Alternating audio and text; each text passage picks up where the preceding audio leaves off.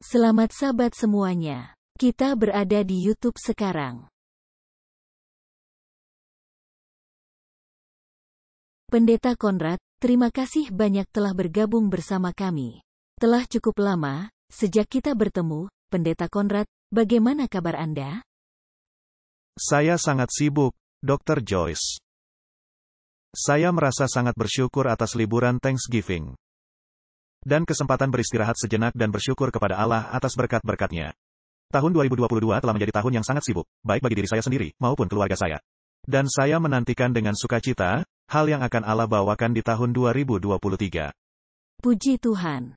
Bagaimana kabar Adventist Frontier Mission? Bagaimana kabar misionaris Anda? Puji Tuhan, hal-hal berjalan dengan baik. Selama pandemi, kami bertanya-tanya, kira-kira apa yang akan bisa dikerjakan? Kebanyakan dari para pekerja kami tetap tinggal di tempatnya. Meskipun adanya lockdown, dan aturan-aturan baru yang diterapkan. Dan ini semacam hal bertentangan. Tetapi banyak negara-negara yang tetap terbuka selama pandemi. Dan Anda sesungguhnya bisa bebas bergerak di banyak bagian dunia, tidak peduli status kesehatan Anda atau status medis Anda. Jadi saya tahu Allah benar-benar menyertai kami selama pandemi. Dan kami melihat banyaknya peningkatan orang-orang yang beriman kepada Yesus. Dan sejumlah besar orang, dari berbagai latar belakang iman, yang menanyakan pertanyaan penting. Khususnya dari orang-orang yang tidak memiliki jaminan keselamatan. Ini mengingatkan saya, Dr. Joyce, betapa indahnya Injil itu. Bahwa ada Tuhan yang penuh kasih dan Dia mengasihi kita, dan kita tidak perlu menenangkannya atau meredakan kemarahannya. Dan Allah mengirimkan putranya untuk mati bagi kita, sehingga melalui iman kepadanya, kita bisa mendapatkan hidup kekal.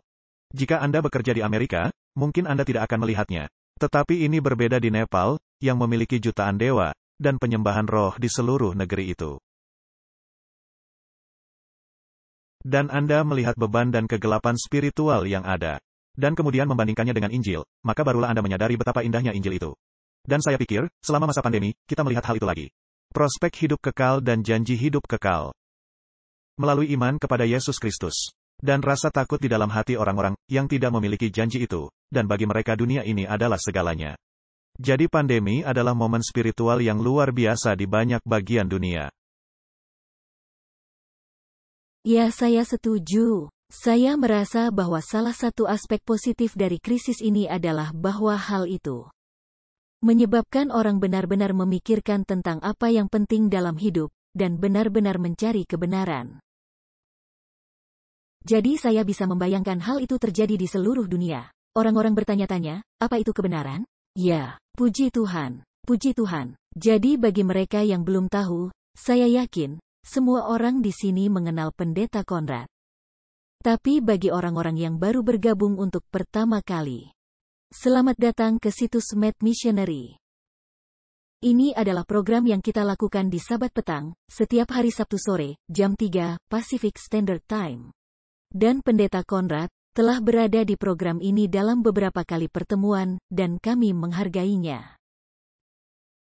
Dan hari ini, Pendeta Konrad akan membagikan topik mengenai megatrend yang berdampak pada kebebasan beragama. Dan beliau telah membagikan program ini di pertemuan KAM lainnya, di awal tahun ini. Dan mungkin adanya hal-hal yang sudah berubah sejak waktu itu, saya tidak tahu secara tepat hal yang akan dibagikan. Tetapi saya yakin, ini akan sangat menolong bagi kita semua. Jadi Pendeta Konrad, bolehkah Anda memulainya dengan doa? Bapa Sorgawi, terima kasih untuk hari Sabat dan berkat-berkat yang kami sudah nikmati. Bapa, terima kasih untuk waktu yang kudus ini, ketika kami bisa bersantai dan terhubung kembali kepadamu. Dan ketika kami memasuki pekan yang baru, kiranya Roh-Mu menyertai kami. Agar apapun yang ada di hadapan kami, Engkaulah yang memberi kami kasih karunia dan kekuatan. Untuk melewatinya dan untuk menghormati-Mu dan bersinar untuk-Mu dalam prosesnya. Ya Tuhan, ketika kami berbagi petang ini, kami memohon untuk karunia Roh-Mu. Saya berdoa supaya sistem internet dan Zoom dan YouTube akan stabil. Saya berdoa ya Tuhan, agar hal yang akan kami bagikan, akan menjangkau hati dan pikiran di seluruh dunia. Di dalam nama Yesus, kami sudah berdoa. Amin. Amin. Baiklah.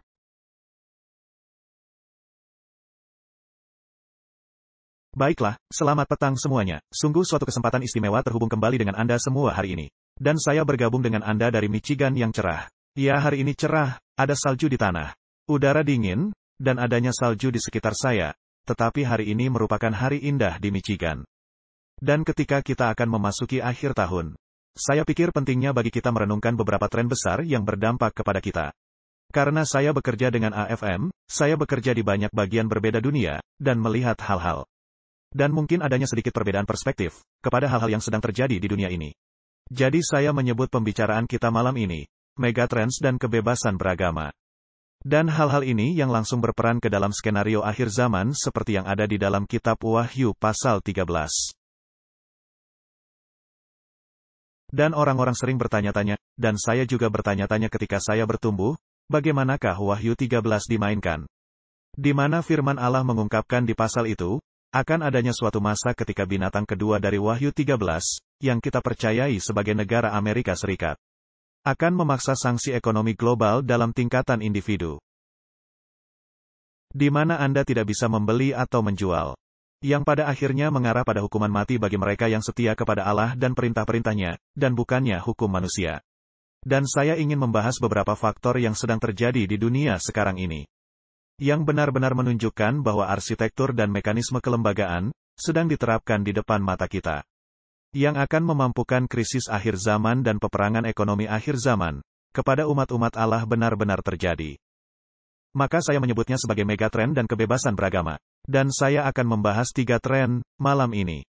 Yang pertama, akan membahas mengenai revolusi industri keempat. Yang kedua, kita akan membahas penerapan CBDC, yaitu mata uang digital bank sentral, apa maknanya bagi kita di dalam waktu sangat dekat.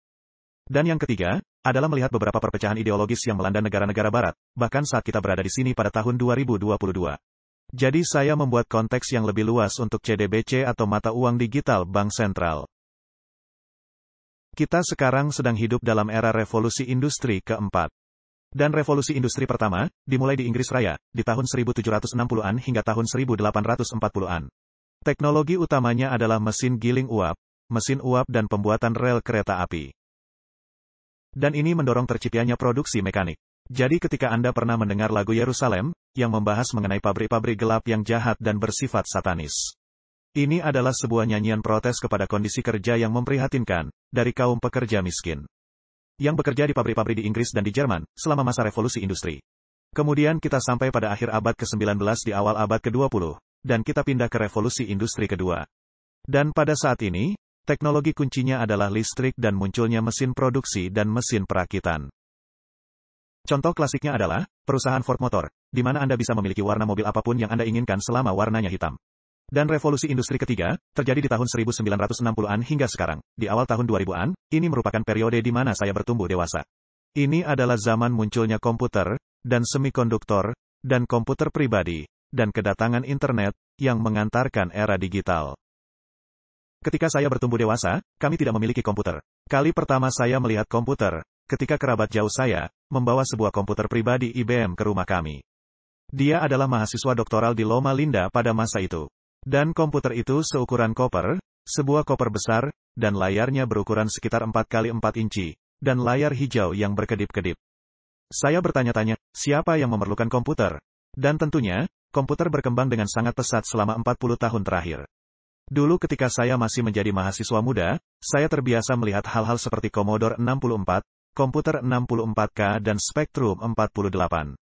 Dan yang hidup hingga dimulainya era digital, internet benar-benar mengubah cara kita hidup. Dan sekarang kita berpindah ke era revolusi industri keempat, itu di mana sekarang kita hidup. Nah, revolusi industri keempat, mulai terlihat adanya integrasi sangat cepat dari sistem IT di seluruh dunia. Produksi 3D pintar dan pencetakan 3D, serta jaringan suplai global. Dan ini menyebabkan integrasi global dari semua tingkatan, apakah bersifat ekonomi, politik, teknologi, dan sosiologi. Dan dunia kita akhirnya menjadi sebuah desa kecil. Contohnya ketika kita sedang duduk di sini, malam ini, World Cup untuk sepak bola sedang berlangsung di Qatar. Dan adanya miliaran manusia di seluruh dunia, secara bersamaan menonton pertandingan itu. Dan iklan yang ditunjukkan selama pertandingan itu, diarahkan untuk penonton seluruh dunia. Jadi adanya produk global untuk sistem hiburan global, dan ini ditunjukkan secara global di seluruh dunia. Jadi, Di dalam revolusi industri keempat ini, kita melihat adanya orang yang menyebut riset besar. Nah, frase ini pertama kali muncul di tahun 2008, ketika terjadi krisis perumahan di Amerika Serikat. Ini ditemukan oleh seorang sarjana Amerika, Dr. Richard Florida, yang berbicara tentang perubahan ekonomi yang terjadi setelah krisis hipotek subprima tahun 2007 sampai tahun 2008. Frase riset besar dipopulerkan oleh Dr. Klaus Schwab. Nah, dia adalah pendiri dan ketua eksekutif dari World Economic Forum, dan yang mengadakan pertemuan tahunan di Davos, di Swiss. Dan ada pertemuan para elit politik ekonomi dan budaya dunia, pimpinan utama dari perusahaan raksasa teknologi dan sosial media, para pemilik pabrik, dan bankir, seluruh dunia, semuanya pergi ke sana. Dan di tengah-tengah tahun 2020, di tengah pandemi COVID, Dr. Klaus Schwab dan rekannya menerbitkan buku yang berjudul COVID-19, The Great Reset. Dr. Schwab berpendapat bahwa pandemi COVID mengatasi apa yang ia tuduhkan sebagai kelemahan sistemik kapitalisme. Dan dia menghimbau dunia untuk membentuk kembali masa depan kita dengan cara yang baru dalam melakukan bisnis dan politik, sosiologi dan ekonomi yang ada sekarang. Dan ini pada dasarnya menghendaki sentralisasi yang jauh lebih besar dan pemerintahan para teknokrat. Dan bukannya pemerintahan individu-individu yang dipilih secara demokratis. Jadi, kunci utama dari Great Reset adalah perpindahan dari kapitalisme pemegang saham ke kapitalisme pemangku kepentingan. Nah, Anda mungkin bertanya, apa bedanya? Nah, dalam kapitalisme pemegang saham, jika Anda membeli satu saham di Ford Motor Corporation, atau satu saham di Amazon. Yang saya tahu biayanya sangat mahal saat ini untuk membeli satu saham. Pimpinan Amazon atau Ford, mereka memiliki tanggung jawab keuangan atau tanggung jawab hukum. Untuk memaksimalkan nilai perusahaan bagi para pemegang saham, dan untuk memaksimalkan keuntungan bagi para pemegang saham. Nah, contohnya dalam praktek ialah ketika Elon Musk memberikan penawaran untuk Twitter. Mereka mengajukan penawaran yang secara signifikan di atas harga saham saat itu. Dan pimpinan Twitter, mau atau tidak mau, memiliki kewajiban hukum untuk merekomendasikan tawaran pengambil alihan kepada para pemegang saham. Dan itulah yang harus dilakukan pimpinan terhadap Twitter. Jadi, dalam kapitalisme pemegang saham, dewan direksi mengelola untuk kepentingan pemilik saham. Tetapi dalam kapitalisme pemangku kepentingan, dewan mengelola kepentingan jaringan individu dan komunitas yang jauh lebih luas. Yang semuanya terkena dampak dari kegiatan perusahaan, tetapi belum tentu merupakan pemegang saham di perusahaan. Contohnya, Ford Motor Company, sebuah perusahaan dalam kapitalisme pemangku kepentingan. Sekarang akan mengelola dampak ekonomi, katakanlah produksi baja untuk kendaraannya. Atau pertambangan karet atau perkebunan karet atau pabrik karet di Asia Tenggara. Dan dengan polusi lingkungan, dan polusi udara, dan seterusnya. Jadi, dewan direksi mengelola dari berbagai pemangku kepentingan yang jauh lebih luas, bukan hanya para pemegang saham. Dan untuk memastikan kepatuhan terhadap kapitalisme pemangku kepentingan. Dalam Great Reset, kita kedatangan apa yang dikenal sebagai indeks ESG. Itu berarti indeks lingkungan sosial dan tata kelola, yang merupakan skema kredit sosial de facto untuk perusahaan. Di mana Anda harus mencentang sejumlah kotak kunci untuk menunjukkan bahwa Anda mendukungnya, dan Anda bertindak dengan semua cara yang benar secara politis. Agar dipandang sebagai kontributor positif bagi semua pemangku kepentingan yang terlibat dalam perusahaan Anda. Nah, indeks ESG, kadangkala Anda melihatnya dalam berita, dan dalam media massa. Jika Anda menonton program bisnis di salah satu jaringan kabel, Anda akan mendengar frasa indeks ESG atau faktor ESG. Khususnya selama pandemi, hal ini mengarah pada sentralisasi ekonomi yang jauh lebih besar. Dan kita melihat penghapusan banyak perusahaan kecil, dan perusahaan swasta kecil menengah, demi perusahaan besar.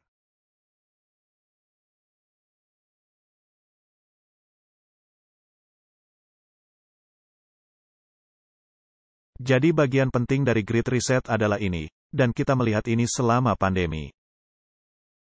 Adalah bahwa sekarang perusahaan tidak lagi bertindak atas nama pemegang saham mereka.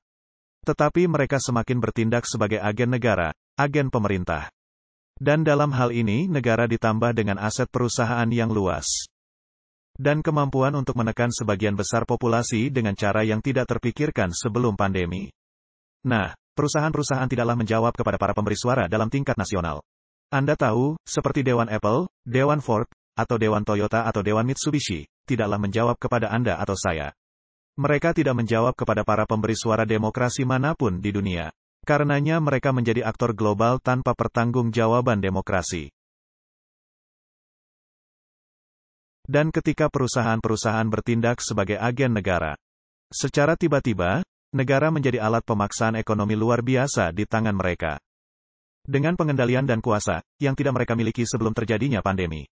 Dan apa yang telah kita lihat dalam 3 tahun terakhir, adalah bahwa banyak negara demokrasi barat yang perlahan-lahan diubah menjadi populasi yang pada dasarnya patuh, yang diatur oleh teknokrat. Lembaga bilateral, seperti Organisasi Kesehatan Dunia, WHO, dan berbagai organisasi lainnya. Dan perusahaan-perusahaan totaliter globalis, yang menyetujui keinginan tuan-tuan politik mereka.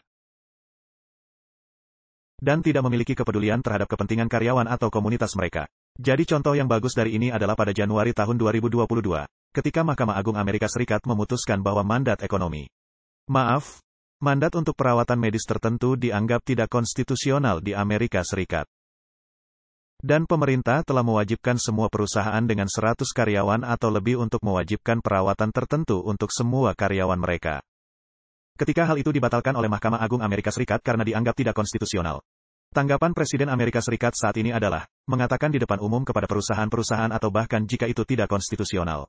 Kami ingin Anda tetap melakukannya.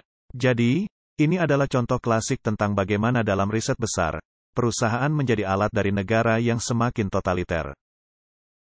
Ini membawa kita kepada pertanyaan megatrend 2 yang kita alami sekarang ini, yang membawa kita kepada Wahyu 13, adalah pertanyaan mengenai CBDC. Jadi, CBDC, yaitu mata uang digital bank sentral. Dan ini bukan mengenai uang dolar yang ada di akun bank Anda, malam ini. Atau euro, atau yen, atau pounds atau pesos, yang Anda miliki di bank. Jadi pada saat ini, kebanyakan ekonomi dunia memakai apa yang disebut sebagai mata uang fiat. Dan kata fiat, berasal dari kata Latin, fecari. Yang artinya membuat atau memproduksi dengan memakai tangan Anda. Dan mata uang fiat, berasal dari kata yang artinya, biarlah dibuat, atau biarlah ada. Dan apa yang dirujuk oleh hal ini, adalah mata uang seperti dolar. Dapat secara ajaib menjadi eksis, hanya dengan sentuhan tombol oleh bank sentral atau bank federal. Bank Inggris juga menerapkan hal yang disebut pelonggaran kuantitatif, yang bisa menciptakan mata uang pound sterling begitu saja. Demikian juga dengan Bank Sentral Eropa, dengan mata uang euro. Dan secara tradisional, pemerintah kita di Barat, telah mengendalikan ekonomi melalui kebijakan fiskal dan kebijakan moneter. Nah, kebijakan fiskal itu merujuk kepada kebijakan pajak dari pemerintah. Apakah mereka akan memiliki pajak progresif atau regresif? Apakah akan ada pajak penjualan atau tidak ada pajak penjualan? Bagaimana cara kerja larangan pajak penghasilan, bahkan jika Anda memiliki pajak penghasilan? Dan apa kebijakan redistribusi pemerintah? Siapa yang akan mereka kenakan pajak agar mereka dapat membantu sebagian masyarakat lainnya? Itulah kebijakan fiskal. Kebijakan moneter adalah pasokan uang yang ada di dalam ekonomi. Dan pemerintah telah melakukan hal itu, melalui sejumlah mekanisme, salah satunya adalah dengan penetapan angka rata-rata bunga bank. Jadi untuk merangsang ekonomi, dan pemerintah akan merendahkan angka rata-rata bunga oleh bank sentral. Dan itu akan melepaskan uang kecil ke dalam ekonomi, karena lebih banyak orang bisa pinjam dengan bunga yang lebih rendah. Dan itu akan memicu lebih banyak kegiatan ekonomi. Tapi ketika inflasi di luar kendali, atau terlalu tinggi, seperti yang sekarang sedang terjadi di Amerika Serikat, maka pemerintah akan menaikkan suku bunga, sehingga akan lebih mahal untuk meminjam uang. Dan itu menyedot uang dari perekonomian karena lebih sedikit orang yang meminjam. Dan karena uang lebih sedikit yang mengejar barang-barang, maka itu akan mengurangi harga barang-barang. Nah, hal seperti itulah yang secara tradisional telah dilakukan pemerintah. Tetapi sekarang ini, pemerintah Barat, mereka mempengaruhi ekonomi mereka dengan meningkatkan secara besar pasokan uang. Dan itu terjadi setiap kali Bank Federal Amerika Serikat atau Kongres menciptakan 5 atau 3 triliun dolar baru begitu saja. Ini diciptakan oleh Bank Federal Reserve. Ini dipinjamkan kepada pemerintah Amerika Serikat. Dan kita sebagai para pembayar pajak, harus membayar bunga kembali kepada Bank Federal Reserve sesuai bunga yang ditetapkan. Jadi bank sentral tidak mengalami kerugian dalam sistem ini. Mereka benar-benar mencetak uang, dan kita sebagai para pembayar pajak, mesti membayar harga uang itu. Dan seperti yang kita lihat di dunia barat khususnya sejak tahun 2020, mata uang fiat dengan cepat merosot nilainya, karena inflasi. Karena tidak peduli berapa suku bunga bank yang berlaku, pemerintah barat menciptakan begitu banyak pencetakan uang baru atau pelonggaran kuantitatif. Sehingga mata uang kita mengalami devaluasi di depan mata kita. Dan inflasi benar-benar berdampak kepada golongan menengah. Kaum miskin dalam masyarakat cenderung tidak memiliki tabungan. Jadi mereka sering hidup atas bantuan pemerintah, dari berbagai skema kesejahteraan di seluruh dunia. Saya tidaklah mengecam, ini hanyalah kenyataan yang ada. Jadi mereka punya kartu makanan, dan subsidi perumahan, dan yang lainnya. Jadi mereka tidak akan mengalami banyak kerugian karena inflasi, karena mereka memang tidak memiliki apa-apa. Sedangkan orang-orang kaya dalam masyarakat, mereka memiliki kekayaan mereka dalam bentuk aset bukan tunai. Misalnya, tanah, atau kapal pesiar mewah, atau lukisan Michelangelo. Atau koin emas batangan, yang cukup kebal terhadap inflasi. Jadi ketika terjadinya inflasi yang merajalela di sebuah negara, orang-orang yang sangat terdampak, adalah golongan menengah. Dan golongan menengah amat penting, agar demokrasi bisa terus berjalan. Karena dari golongan menengah, kita mendapatkan banyak perwakilan di Kongres, para wali kota setempat, dan banyak dewan wilayah dan komisioner. Kebanyakan berasal dari golongan menengah masyarakat. Tapi pencetakan uang yang sedang berlangsung, menghilangkan tabungan dari golongan menengah. Dan membuat miskin golongan menengah di banyak negara di seluruh dunia.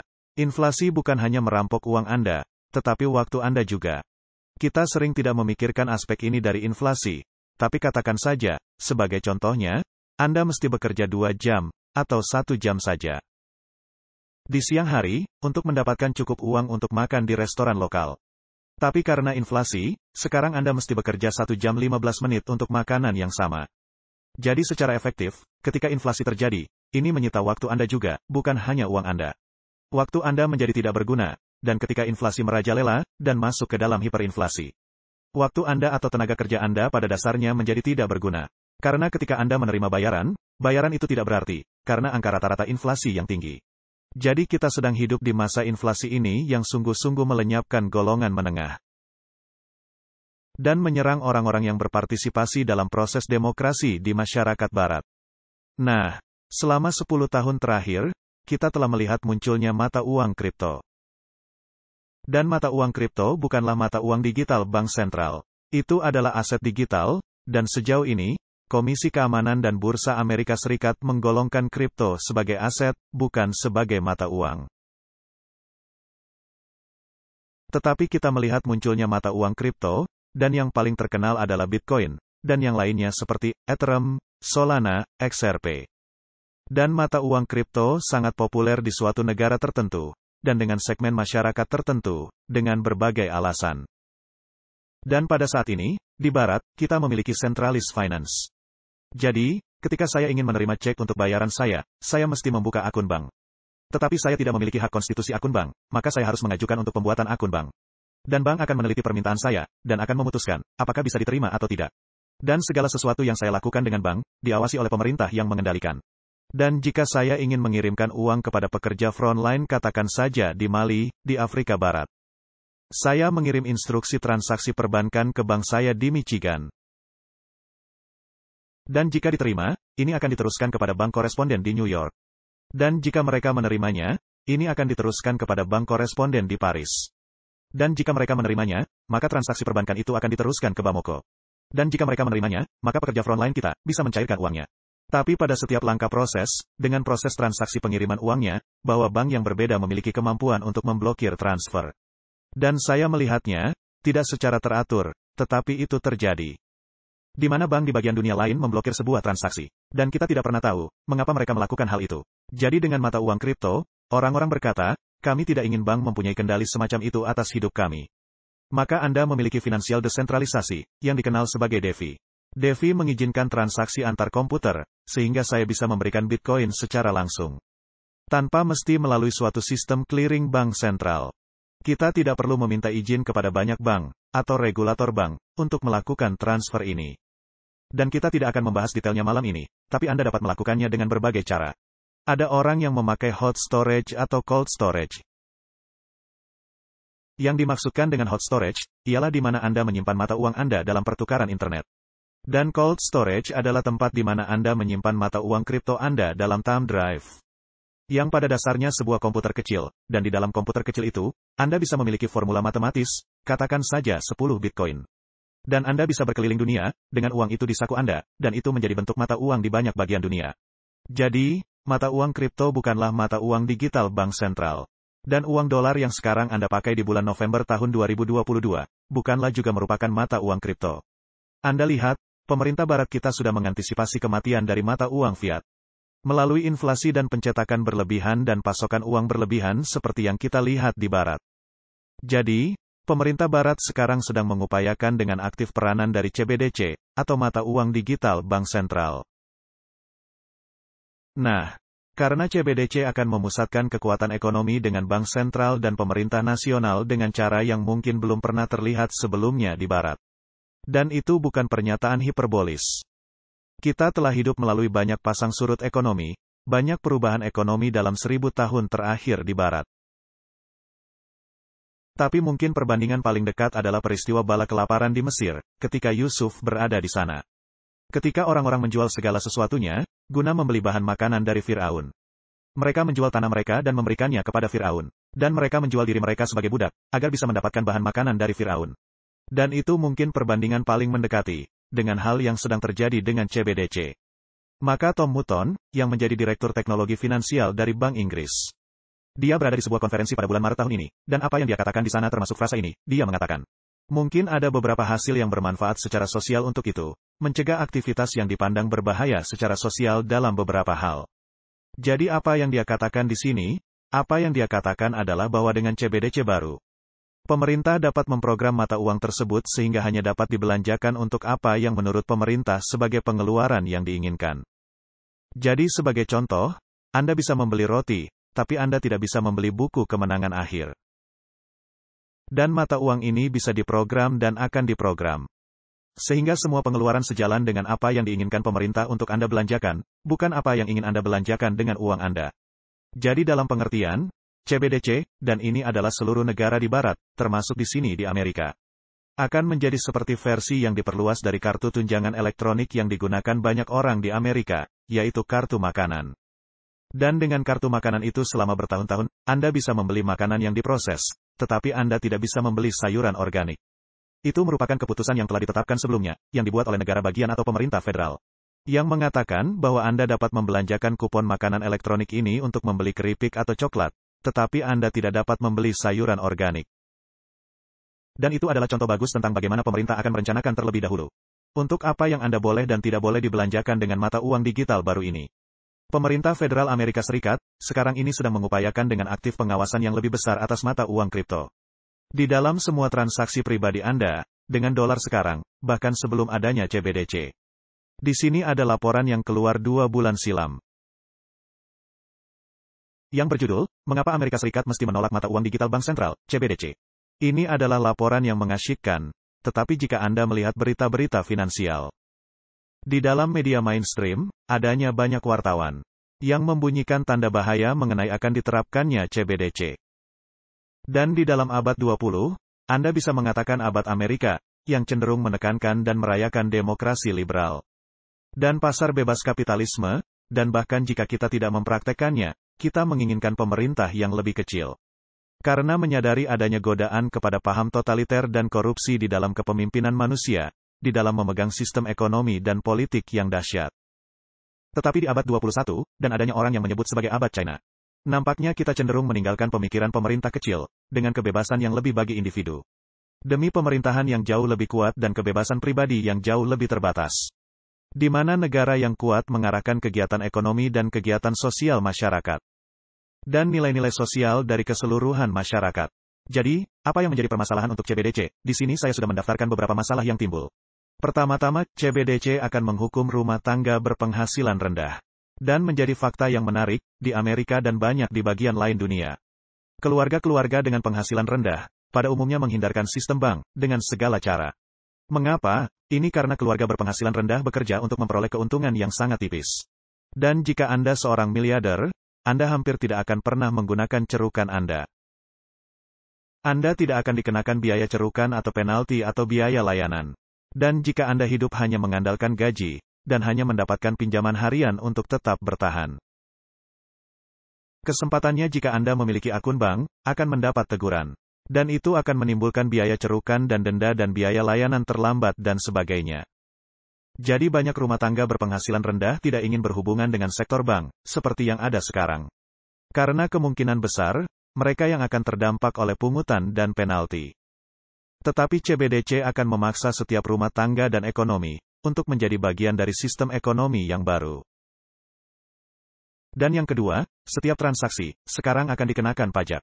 Bahkan transaksi di antara para anggota keluarga dan ekonomi yang tidak resmi. Sebagai contoh, saya berkata kepada anak saya yang remaja, pergi dan potonglah rumput, dan aku akan memberimu $10 untuk pekerjaanmu. Saya akan memberinya $10, dan dia akan menaruhnya di dalam sakunya. Tapi hal itu tidak terkena pajak, karena hanya transfer uang dari saya kepada anak saya. Dan itu juga tidak terekam oleh IRS dalam bentuk apapun juga. Anak saya tidak harus membayar pajak penghasilan untuk hal itu. Tetapi jika sekarang semuanya dilakukan secara digital oleh CBDC, maka setiap transaksi akan dikenakan pajak. Karena tidak adanya transaksi yang mungkin di luar sistem. Dan itulah yang berlaku dengan CBDC. Jadi setiap transaksi akan dikenakan pajak. Dan ekonomi yang tidak resmi, seperti saya yang membayar anak saya untuk memotong rumput, tidak ada lagi, kecuali saya barter. Dengan CBDC, setiap akun bank dapat dikenakan pajak melalui sumber haircut. Dan kita di Amerika tidaklah memakai konsep haircut. Tetapi di tahun 2005, 2006, dan 2007. Ekonomi Yunani benar-benar mengalami krisis besar, dan kenyataannya terus berlangsung. Dan agar adanya pasokan lebih dari euro di akun bank Yunani, yang berkaitan dengan Bank Sentral Eropa. Dan agar memberikan dana talangan kepada pemerintah Yunani dari krisis ekonomi. Salah satu unsur dari perjanjiannya adalah agar semua orang menjalani haircut. Jadi, orang-orang di Yunani dan di Siprus, jika mereka memiliki akun euro, dan kebanyakannya memiliki. Pemerintah mengambil begitu saja 10 sen dari akun Anda, secara tiba-tiba. Anda tidak bisa berbuat apa-apa. Ini yang disebut sebagai haircut. Dikenal sebagai haircut, jadi, ketika Anda memiliki CBDC, pemerintah bisa saja melakukan pengambilan pajak yang mereka inginkan dari akun Anda, dan Anda tidak memiliki kendali atas ini. Dan memang pemerintah melakukan keputusan ini, dan mereka melakukannya begitu saja. Dan pada umumnya, pemerintah melakukannya tanpa memikirkan kepentingan warga negaranya. Sebagai contoh, selama adanya Uni Soviet, banyak orang yang tidak mempercayai Bank Soviet, sehingga mereka benar-benar menyimpan uang mereka di bawah tempat tidur mereka. Dalam bentuk uang kertas rubel nominal besar, disitulah tempat penyimpanan uang mereka. Tetapi ketika Uni Soviet runtuh, beberapa pemerintahan yang ada dalam Uni Soviet dulu berkata, uang-uang rubel itu tidak lagi sah di negeri kami, seperti sekarang. Dan banyaknya orang di Uni Soviet yang kehilangan tabungan mereka, begitu saja, dengan uang rubel mereka, yang dinyatakan tidak bernilai oleh pemerintah. Sebagai bagian dari riset di negara itu, dari paham komunisme ke paham kapitalisme. Hal lainnya yang bisa terjadi dengan CBDC ialah angka rata-rata bunga negatif. Angka rata-rata bunga negatif, kita tidak terlalu banyak memakainya di barat. Mereka hanya sekedar fungsi teknis dari CBDC.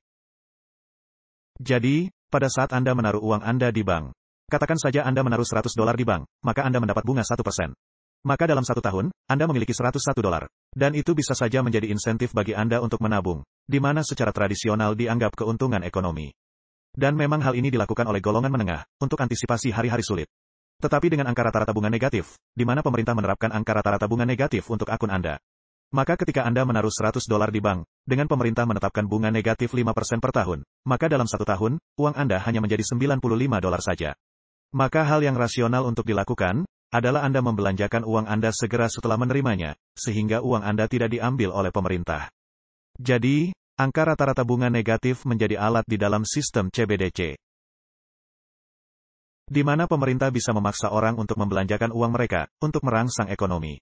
Daripada pemerintah menghabiskan uang, meminjam uang untuk merangsang ekonomi. Nah, Anda bisa dipaksa untuk menghabiskan semua tabungan Anda untuk merangsang ekonomi.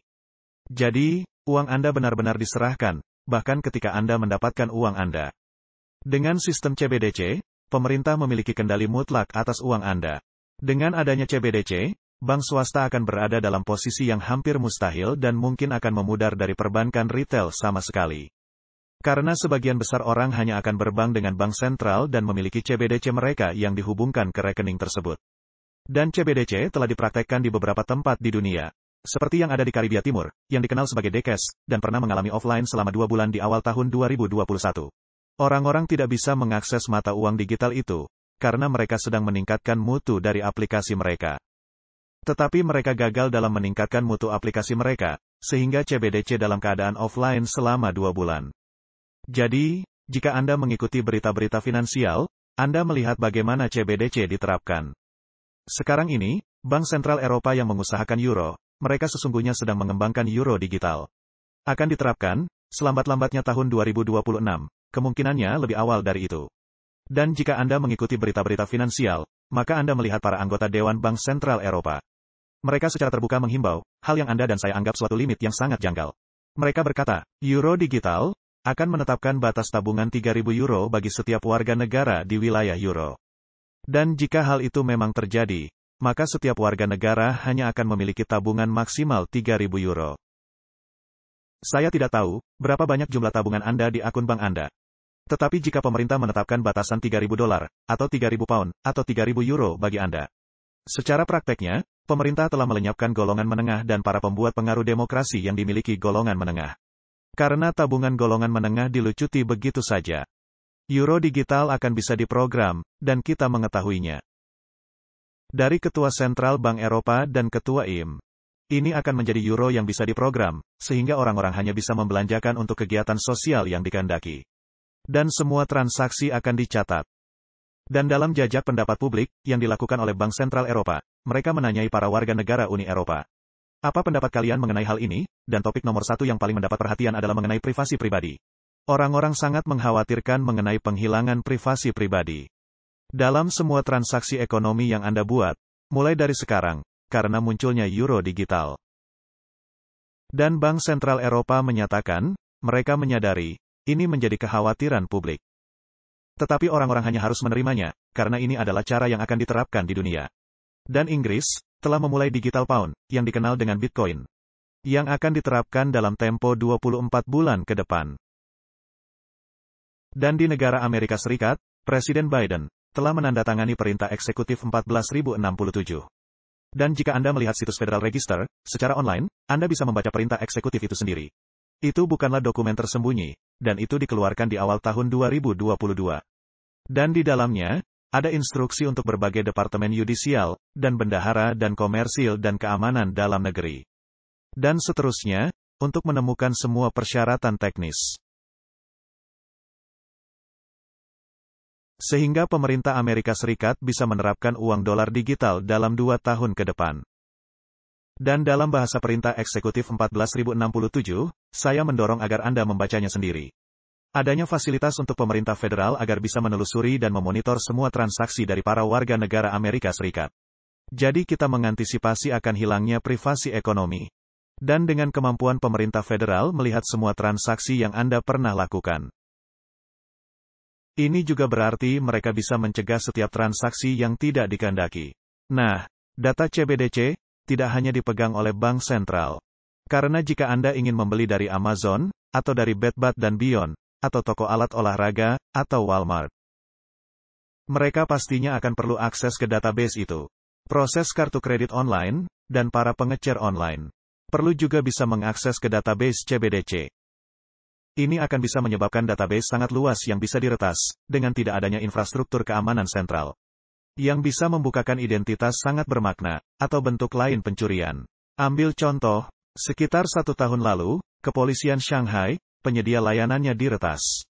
Dan data-data pribadi dari lebih 1 miliar warga negara China, diungkap ke internet, melalui peretasan itu.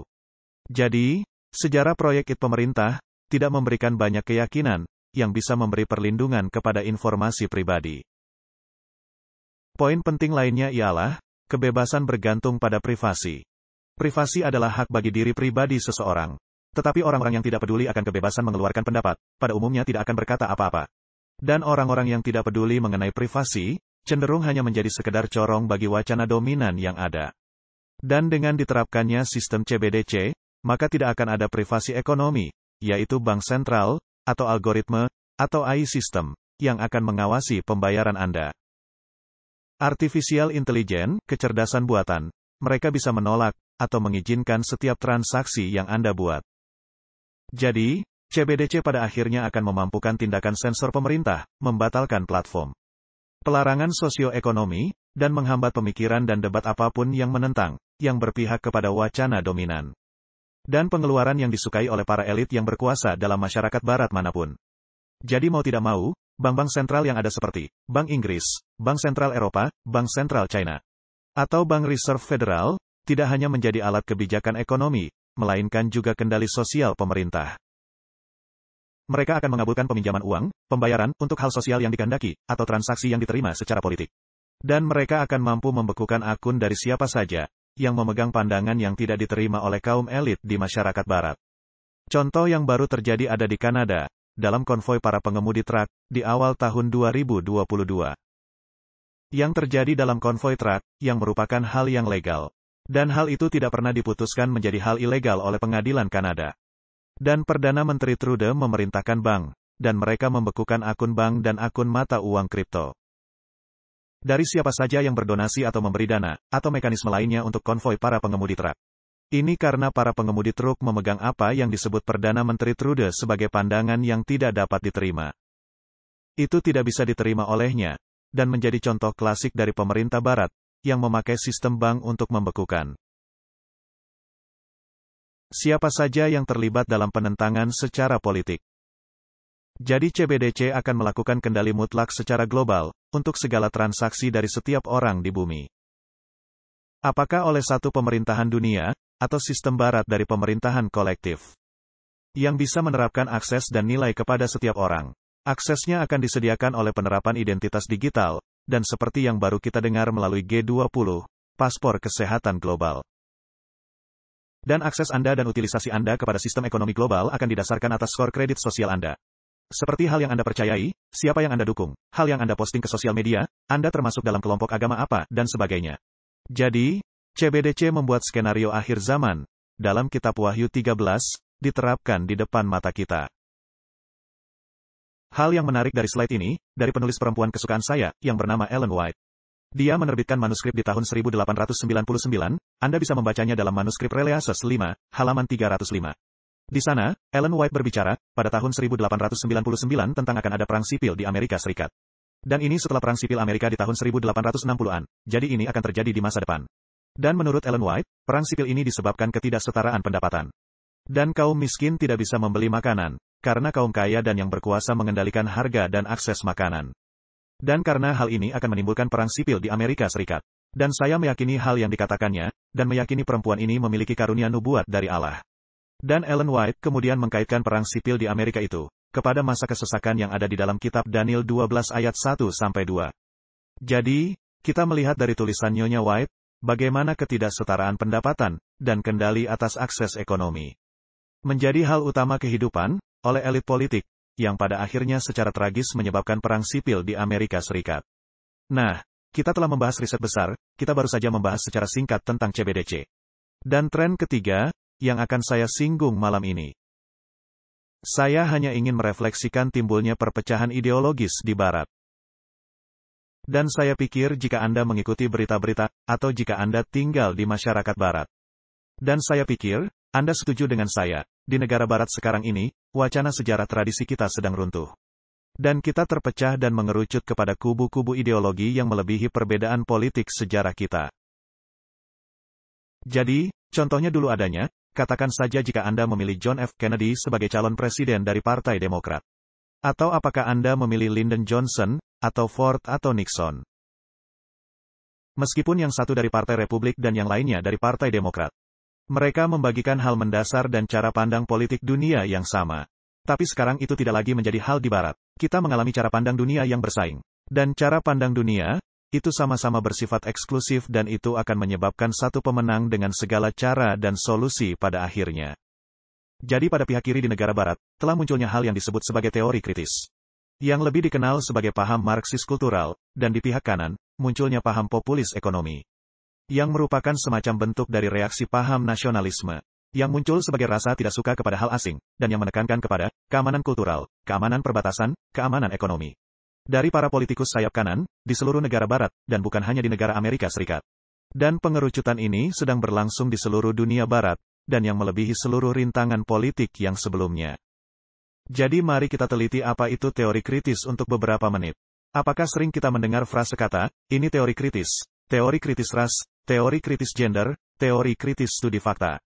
Studi LGBTQ, studi pasca kolonial, semua ini merupakan bentuk kritis studi. Jadi apa itu teori kritis? Salah satu pendiri dari teori kritis seorang yang bernama Horkheimer. Dan hal yang terjadi, adalah ketika Adolf Hitler mulai berkuasa di negara Jerman, di tahun 1930-an. Sekelompok para sarjana Marxis Yahudi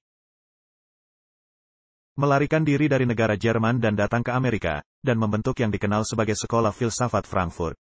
Dan di dalam Sekolah Filsafat Frankfurt, mereka mencoba memahami bagaimana negara Barat akan dilucuti dari pondasi Yahudi Kristennya, dan diubah menjadi sebuah negara super satu partai, Marxis.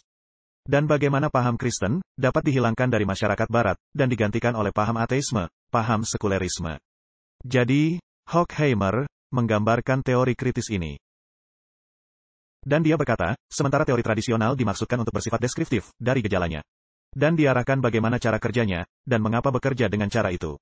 Teori kritis mulai dari resep visi moral, normatif bagi masyarakat. Menggambarkan bagaimana item yang sedang dikritik, gagal, biasanya dalam pengertian sistemik. Dan meresepkan kegiatan aktif untuk mensubversi, melucuti, memotong, menggulingkan atau mengubahkannya. Pemakaian kata kritis, ditarik dari tekad Marx. Agar semua hal harus dikritik, habis-habisan, dan dari anjurannya, poin dalam mempelajari masyarakat, adalah untuk mengubahkannya. Contohnya, jika Anda seorang ahli antropologi, dan Anda ingin mempelajari dinamika sosial dari suatu kelompok tertentu. Katakan saja, para pengemudi taksi di kota New York. Dan Anda ingin membandingkannya dengan para pengemudi Uber. Ini adalah dua kelompok berbeda, dari subkelompok masyarakat, di kota New York. Maka Anda mesti mengamati, mengukur dan mendengar. Agar bisa memahami dinamika sosial, bukan untuk agar Anda bisa mengubah mereka, melainkan agar Anda lebih baik menyatukan mereka dan mencerminkan bagi mereka. Dan mengidentifikasi kekuatan dan kelemahannya. Tetapi itu peranan dari ahli antropologi dan ahli sosiologi, sedangkan dalam teori kritis. Masyarakat Barat harus dikritik, segala sesuatu harus dibuat masalah, seperti yang kita lihat di Barat, sekarang ini. Contohnya perayaan Thanksgiving, sekarang dipermasalahkan. Yang dituduh sebagai perayaan pembantaian, sebagai contohnya. Segala sesuatunya dijadikan masalah di Barat, agar orang-orang berhenti membela Barat. Dan pondasi Yahudi Kristen, dan kita pada akhirnya jatuh ke pangkuan dari sistem Marxis satu partai. Jadi inilah yang dimaksudkan dengan teori kritis. Dan di Barat, ini sangat dipengaruhi oleh keadaan pasca modern. Dan sekarang kita memang hidup di dunia pasca modern. Dan sebagai orang-orang Advent kita muncul dalam era modern. Tetapi sekarang kita sedang hidup dalam era pasca modern, dan paham Advent akan berjuang dalam era pasca modern. Karena banyak dari dugaan dari paham Advent tidak lagi menjadi hal kebenaran di era pasca modern. Coba saya beri contoh. Sebagai seorang penganut Advent, kita memiliki hal yang disebut sebagai 28 kepercayaan mendasar Advent. Ini adalah doktrin yang dipahami secara umum. Ini adalah hal yang diajarkan oleh firman Allah. Dan memang benar. Dan saya menerima setiap doktrin itu, doktrin-doktrin itu benar, karena menjadi doktrin mendasar. Tetapi pemikiran pemahaman umum akan kebenaran adalah hasil dari era modern. Sedangkan dalam era pasca modern, secara mendasar, tidak adanya pemahaman umum untuk segala hal. Karena masing-masing orang memiliki pengalaman hidup yang unik. Karena itu pemahaman setiap orang untuk definisinya, pastilah berbeda-beda. Masing-masing orang memiliki pengalaman objektif pribadi. Masing-masing orang memiliki kebenaran pribadi. Jadi keseluruhan konsep dari 28 kepercayaan mendasar sama sekali tidak bisa diterima oleh cara berpikir pasca modern. Di mana menjadi hal dari kebanyakan orang-orang muda kita sekarang ini, apakah kita mau mengakuinya atau tidak. Jadi masa pasca modern, berdampak kepada paham Advent dalam cara-cara yang mungkin belum benar-benar kita pahami. Dan di dalam era pasca modern, ada dua prinsip mendasar. Salah satunya adalah paham skeptis radikal, apakah pengetahuan objektif atau kebenaran itu mungkin. Jadi, orang-orang di era pasca modern, lebih memilih paham konstruktif kultural dan paham relatif moral. Seluruh kebenaran Anda terkait kepada kebenaran dan rujukan kultural Anda. Sebagai contohnya, dalam teori gender kritis, gender dipandang sebagai konstruksi sosial, bukan hal yang tetap. Bahkan seks biologi, dipandang oleh para penganut teori kritis, sebagai suatu konstruksi sosial, dan bukannya suatu kenyataan objektif. Dan prinsip kedua dalam paham modern, adalah dengan menetapkan bahwa masyarakat senantiasa diorganisir oleh yang berkuasa. Dan untuk melayani kepentingan pihak yang berkuasa. Dan tampuk kekuasaan yang ada di dalam masyarakat, hanya ada, guna melayani kepentingan kaum elit di masyarakat. Dan oleh karena itu tampuk kekuasaan itu mesti diruntuhkan, agar bisa merekonstruksi masyarakat demi kepentingan semua orang, bukan hanya untuk kelompok elit sosial. Jadi dalam era pasca modern ini, di mana kita hidup di Barat, keseluruhan pembatasan yang berarti, mesti dikaburkan. Ini merupakan kombinasi antara teori kritis dan pasca modernitas. Jadi semua batasan yang bermakna harus dikaburkan. Kita melihat hal ini dalam hal unisex, salon rambut, yang kembali di tahun 1980-an, yang pertama kali muncul dalam budaya populer.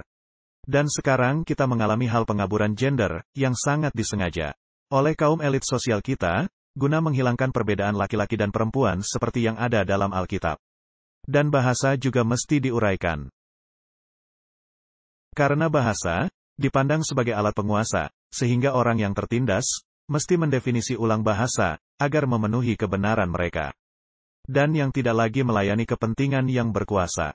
Lalu adanya pemikiran bahwa semua budaya secara intrinsik adalah setara, tidak adanya budaya yang lebih baik dari yang lainnya. Karena itu kita mesti merayakan hal multikultural. Dan akhirnya, individu mesti digantikan oleh identitas kelompok. Dan ini sangat penting. Ini adalah paham Marxis klasik. Marx membagi dunia ke dalam kelompok borjuis dan proletar. Kaum borjuis adalah para pemilik pabrik, kaum penindas. Kaum proletar adalah para pekerja pabrik, kaum yang ditindas. Dan Marx menghimbau revolusi dunia, yang dilakukan oleh kelompok proletar. Untuk menggulingkan kaum borjuis, sehingga adanya kepemilikan umum produksi, sehingga semua orang memiliki pabrik. Sehingga semua orang menikmati hasil produksi, atau dengan kata lain pembagian keuntungan. Di masyarakat, tetapi tentunya hal ini tidak pernah dipraktekkan di dalam masyarakat, hanya dalam bentuk teori saja. Dan dalam perwujudan zaman modern dari paham Marxis kultural ini, kita telah dipecah-pecah dalam kelompok-kelompok. Jadi di dalam kelompok-kelompok modern, adanya kelompok dalam di barat, dan adanya kelompok luar. Jadi ketika Anda adalah seorang heteroseks, laki-laki, berkulit putih, dan kelamin sesuai akte kelahiran, maka Anda bersalah untuk semua penindasan dalam sejarah umat manusia. Tetapi jika Anda masuk dalam kelompok manapun di luar itu, maka Anda dalam piramida menurun penindasan. Dan semakin Anda dituduh mengalami penindasan sejarah, semakin Anda memiliki pemikiran dan kebenaran dan otoritas guna membentuk suatu masyarakat barat. Jadi sekarang ini, Anda dihakimi bukan oleh warna kulit ataupun tabiat Anda, seperti yang dikatakan Martin Luther King. Melainkan Anda sekarang dihakimi oleh warna kulit Anda. Jadi, ini sangat ironis. Kita merayakan Martin Luther King di negara barat. Sementara pada waktu bersamaan, kita mengingkari dugaan mendasar pemikirannya. Martin Luther King berargumentasi, dia bermimpi, ketika kita dihakimi bukan oleh warna kulit kita, melainkan oleh isi tabiat kita sebagai individu, dan nilai-nilai moral yang kita bawakan kepada masyarakat. Tetapi sekarang kita telah menolak teori kritis itu, dan sekarang, apapun yang Anda lakukan sebagai individu, menjadi identitas kelompok Anda, untuk menentukan apakah Anda menjadi penindas, atau yang tertindas.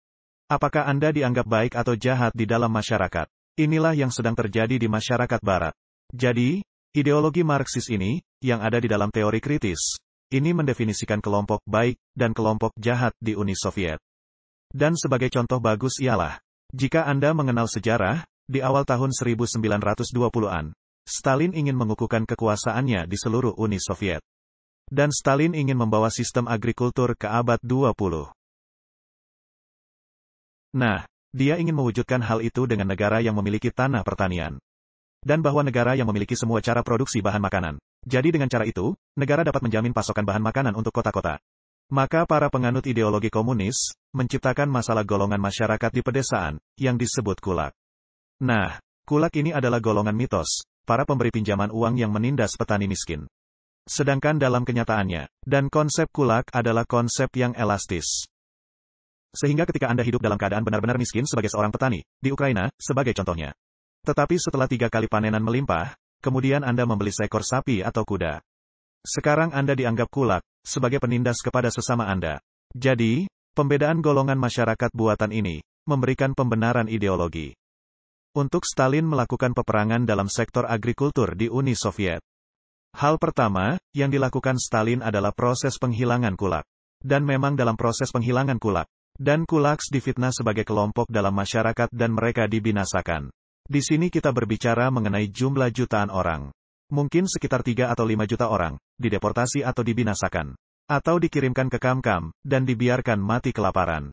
Dan selama masa ini, Politbiro Uni Soviet mengeluarkan undang-undang atau dekret. Setiap anak dari kulak, ketika mencapai usia 12 tahun, bisa dieksekusi. Karena menurut Marx, itulah masa, ketika kesadaran golongan terbentuk, di dalam diri seorang anak. Dan sekali kesadaran golongan itu terbentuk, ini tidak bisa dihapuskan, Anda tidak bisa merubahnya, dan karenanya berhak membunuh anak-anaknya. Jadi, orang-orang Soviet membunuh anak-anak yang berumur 12 tahun ke atas. Mereka mengirimkannya ke kamp kerja paksa di Siberia, di mana mereka kelaparan dan kedinginan sampai mati, yang berjumlah ratusan ribu anak-anak. Nah, Itu adalah proses penghilangan kulak, yang diikuti oleh yang masih hidup, proses kolektif yang dipaksakan. Semua orang dipaksa menjalankan pertanian kolektif. Dan itu menjadi satu-satunya cara, pemerintah bisa mengendalikan proses penanaman biji-bijian untuk memberi makan Uni Soviet. Dan mereka menerapkan kondisi tidak masuk akal untuk para petani. Sehingga para petani akan dibayar. Katakan saja, 1/20 dari biaya impor. Pemerintah akan menjual pupuk kepada para petani. Dan mereka akan menetapkan harga biji-bijian, yaitu 1/20 dari harga pupuk.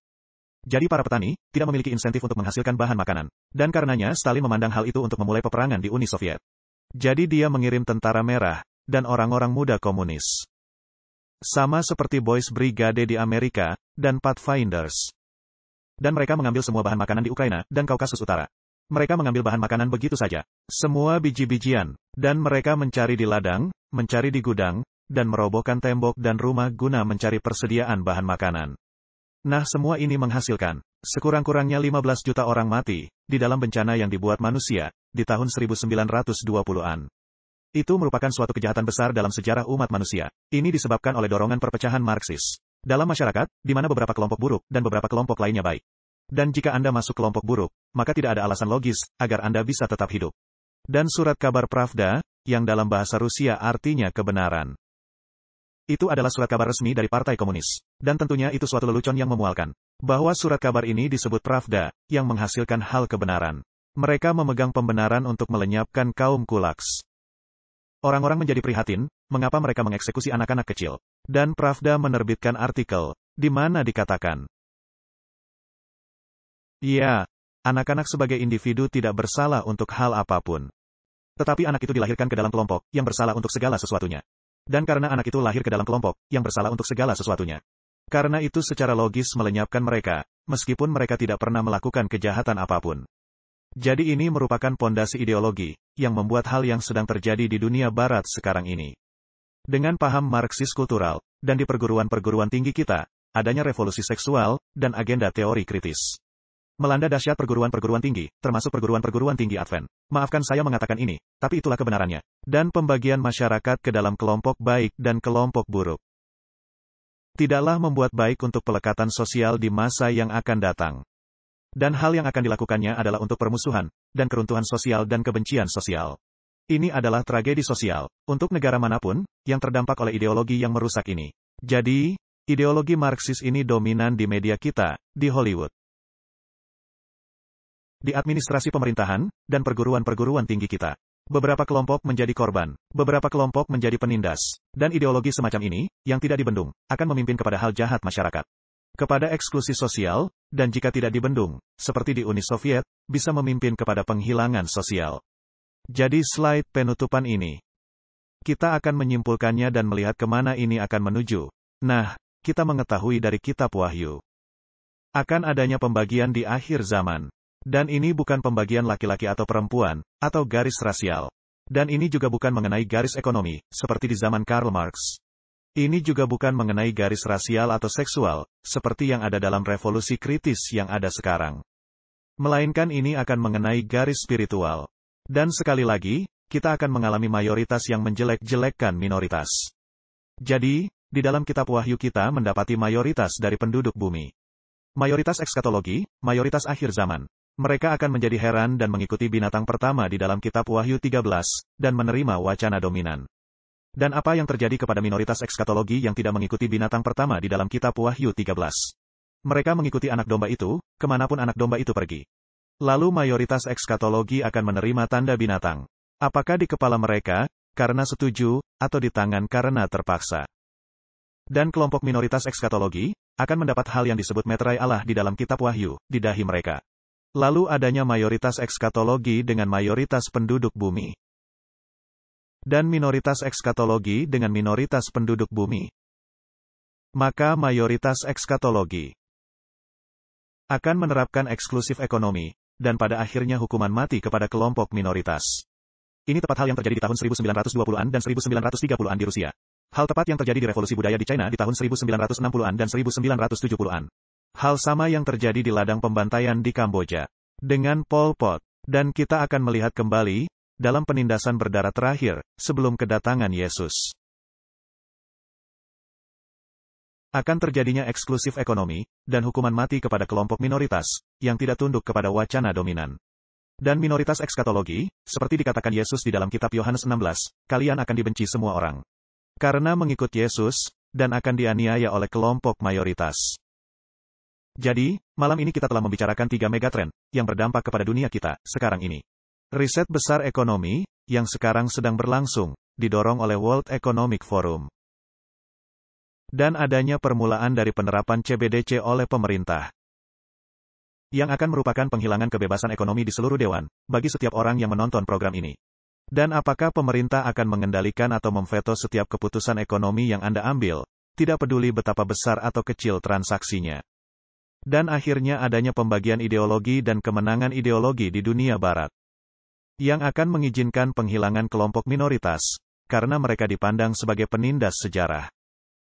Jadi ketika Anda menggabungkan 3 faktor tersebut, bersama-sama, kita melihat, sebagai para penganut Advent, dalam menafsirkan Wahyu 13. Sebagai penganiayaan terakhir bagi umat-umat kudus Allah. Dan kita melihat mekanisme budaya, ekonomi dan politik untuk hal itu bisa terjadi.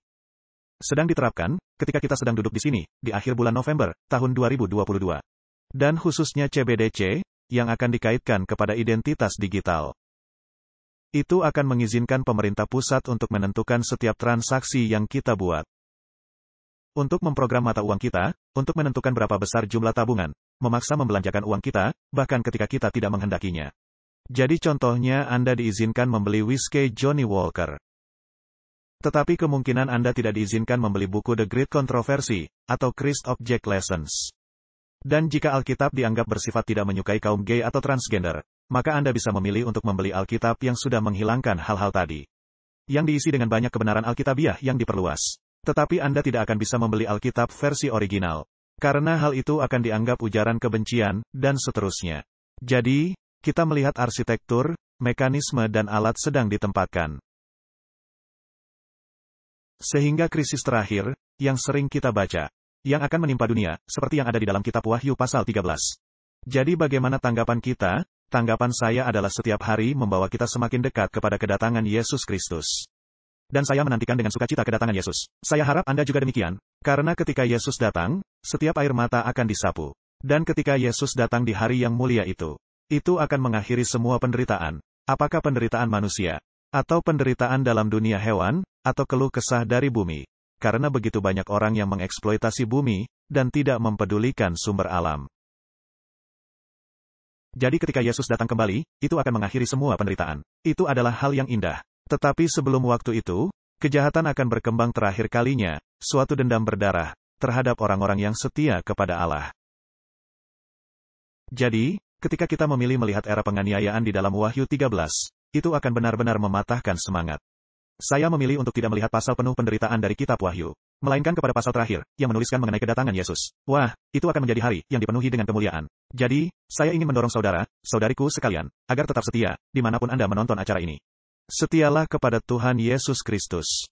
Jangan hanya mendengar kebenaran, melainkan cintailah kebenaran. Untuk menjadi seorang murid Yesus, tidak hanya berarti Anda pergi ke gereja sekali seminggu. Di Amerika, kita berkata, wah, dia orang Kristen, karena pergi ke gereja sekali dalam 1 pekan. Tidak, menjadi seorang Kristen, berarti Anda membaca perkataan Yesus setiap pagi. Dan Anda mengupayakan dan mempraktekkannya setiap hari. Dan agar Anda mencintai pengajaran Yesus. Dan Anda mengupayakan pengajaran Yesus, menjadi prinsip yang memimpin, di segala kehidupan Anda. Sehingga orang-orang lain, menyadari Anda memang menjadi murid Yesus. Dan agar Anda hidup, sesuai dengan pengajaran Yesus.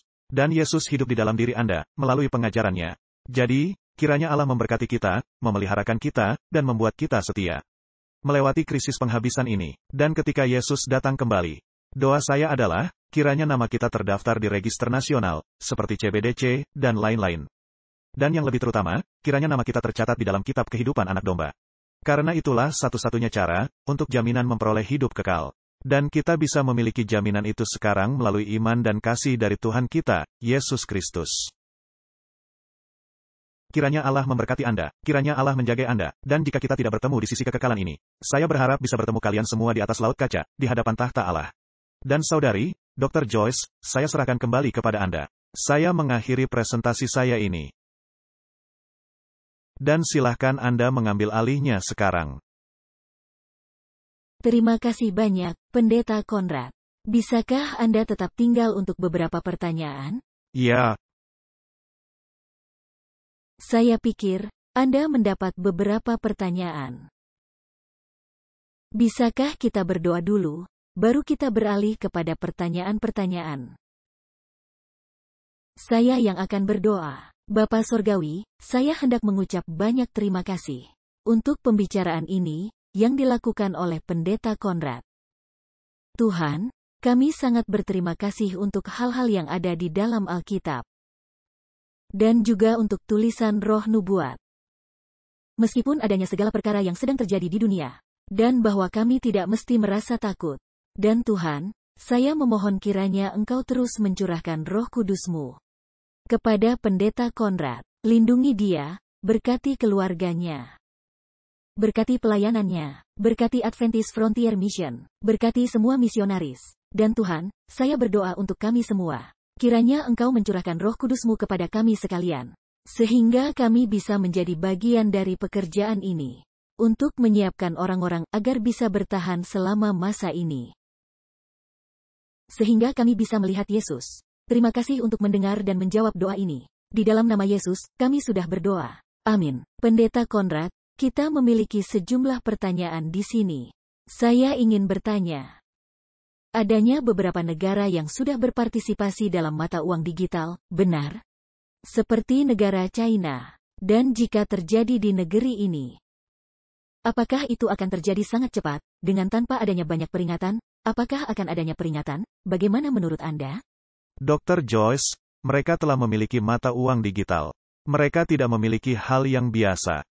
Atau sisanya belum dilaksanakan. Jadi mata uang digital telah ada setara dengan mata uang fiat. Saya pikir ini karena di negara China, yang merupakan pelaksana mata uang digital pertama, dan yang masih memperkembang teknologinya.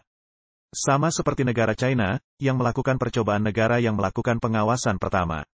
Seperti yang dilakukan mereka di Tibet, di barat laut China. Mereka melakukan percobaan pengawasan total, sehingga mereka tahu semua pergerakan Anda. Dan mereka juga telah menjadi yang pertama dalam percobaan mata uang digital. Tetapi mereka belum menghilangkan mata uang fiat, yang masih dipakai kebanyakan orang di China. Dan di seluruh negara barat, adanya pengakuan bahwa mata uang fiat kita sedang sekarat. Ini ada dalam masa-masa terakhirnya. Dan karenanya, mata uang fiat mesti digantikan oleh central bank, digital currency, di mana pemerintah memiliki kendali ekonomi yang jauh lebih besar. Dan kita jangan melupakan, jika kita mengalami inflasi 10% di Amerika. Dengan hutang negara, katakan saja 31 triliun dolar. Dan jika negara mengalami inflasi 10% per tahun, Anda mengurangi nilai efektif hutang itu dengan 3 triliun dolar per tahun. Jadi, orang-orang yang menanggung hutang itu sedang menanggung obligasi yang diterbitkan pemerintah, yang nilainya terus-menerus merosot, sepanjang waktu. Dan menarik, kita membicarakan hal ini. Tetapi di dalam 6 bulan terakhir, bank sentral di dunia, membuang obligasi pemerintah Amerika Serikat. Dan yang membuang hutang Amerika Serikat. Karena mereka melihat obligasi Amerika Serikat ini, memang sengaja diturunkan nilainya oleh pemerintah federal Amerika Serikat. Dan telah adanya dorongan besar, oleh bank sentral, dalam 3 bulan terakhir, untuk membeli emas batangan. Jadi, negara China yang memimpin dalam hal itu. Tetapi semua negara-negara di dunia, sedang melepaskan diri mereka dari hutang federal Amerika Serikat. Karena mereka melihat, IOU menjadi tidak bernilai, karena uang dolar diturunkan nilainya. Jadi, di beberapa negara, perubahan ekonomi ini bisa berlangsung begitu saja. Dan di awal tahun 1990-an, nilai 1 pound sterling setara dengan 4.000 zloty mata uang Polandia. Dan tiba-tiba di dalam suatu hari pemerintah mengumumkan, sekarang 1 pound sterling setara hanya dengan 4 zloty. Dan ini membuat semua orang kaget. Dan semua orang dengan denominasi uang kertas yang lebih besar, kehilangan uang mereka begitu saja. Dan di India, beberapa tahun lalu, memutuskan untuk menghilangkan sejumlah nilai tinggi dari mata uangnya. Tetapi mereka memberi waktu sekitar 30 hari atau 60 hari guna menukarkan mata uang dengan nilai tinggi, kepada mata uang yang baru. Tetapi karena orang-orang mesti mengantri setiap hari, untuk menukarkan uang kertas maksimum mereka kepada uang kertas yang baru. Banyaknya orang yang kehilangan tabungan sangat besar, karena mereka tidak cukup cepat menggantikan uang kertas lama mereka ke uang kertas yang baru. Jadi, berbagai pemerintahan melakukan perubahan ini, dengan cara-cara berbeda.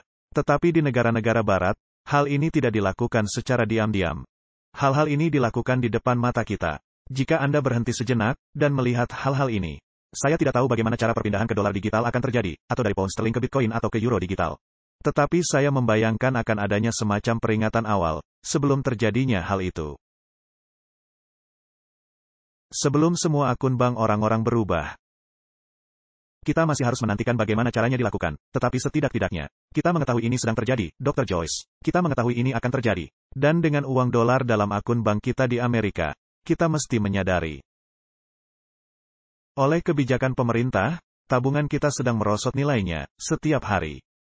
Demikian juga dana pensiun kita. Dan hal ini ditujukan untuk pemiskinan kepada golongan menengah. Dan dengan hal itu, Anda akan kehilangan banyaknya partisipasi dalam proses demokrasi. Jadi, ini merupakan suatu tantangan sangat serius, yang sedang kita hadapi. Dan ini akan berdampak kepada semua gereja, kepada semua pelayanan. Dalam berbagai cara. Dan ini merupakan hal yang mesti kita waspadai. Ini pasti terjadi dalam beberapa tahun ke depan, tidak peduli, apakah kita menyukainya atau tidak. Kita tidak bisa berbuat apa-apa. Ada yang berkata.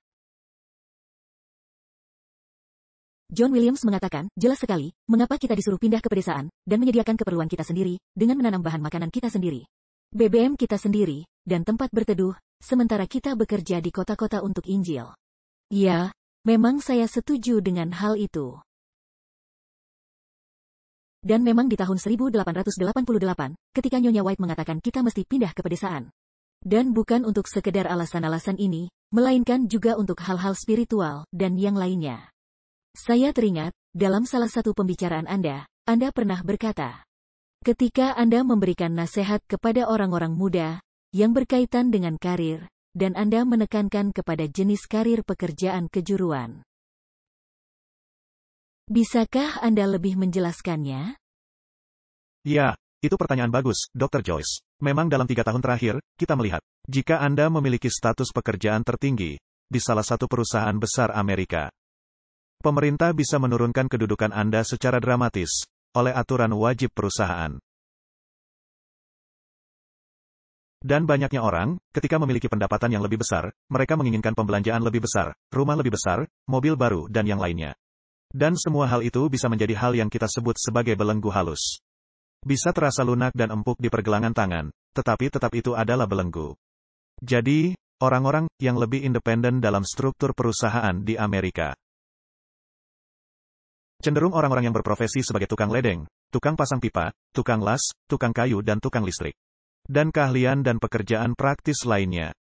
Di mana Anda bisa bekerja sendiri, dan menjadi keterampilan yang diperlukan semua orang, tidak peduli dengan iklim politik yang ada. Dan Anda masih bisa mendapatkan nafkah Anda dengan profesi tersebut, tidak peduli apa aturan perusahaan kepada para pegawainya. Jadi, saya pikir penting bagi orang-orang muda, untuk memilih karir apa yang akan menjadi pilihan mereka. Doakan untuk hal itu, dan Roh Kudus yang akan memimpin kita. Karena karir utama, 10 tahun silam, mungkin tidak akan menjadi karir utama terbaik, ketika memasuki krisis penghabisan. Tidak berarti karena Anda bekerja di sebuah kantor gemerlap di pusat kota.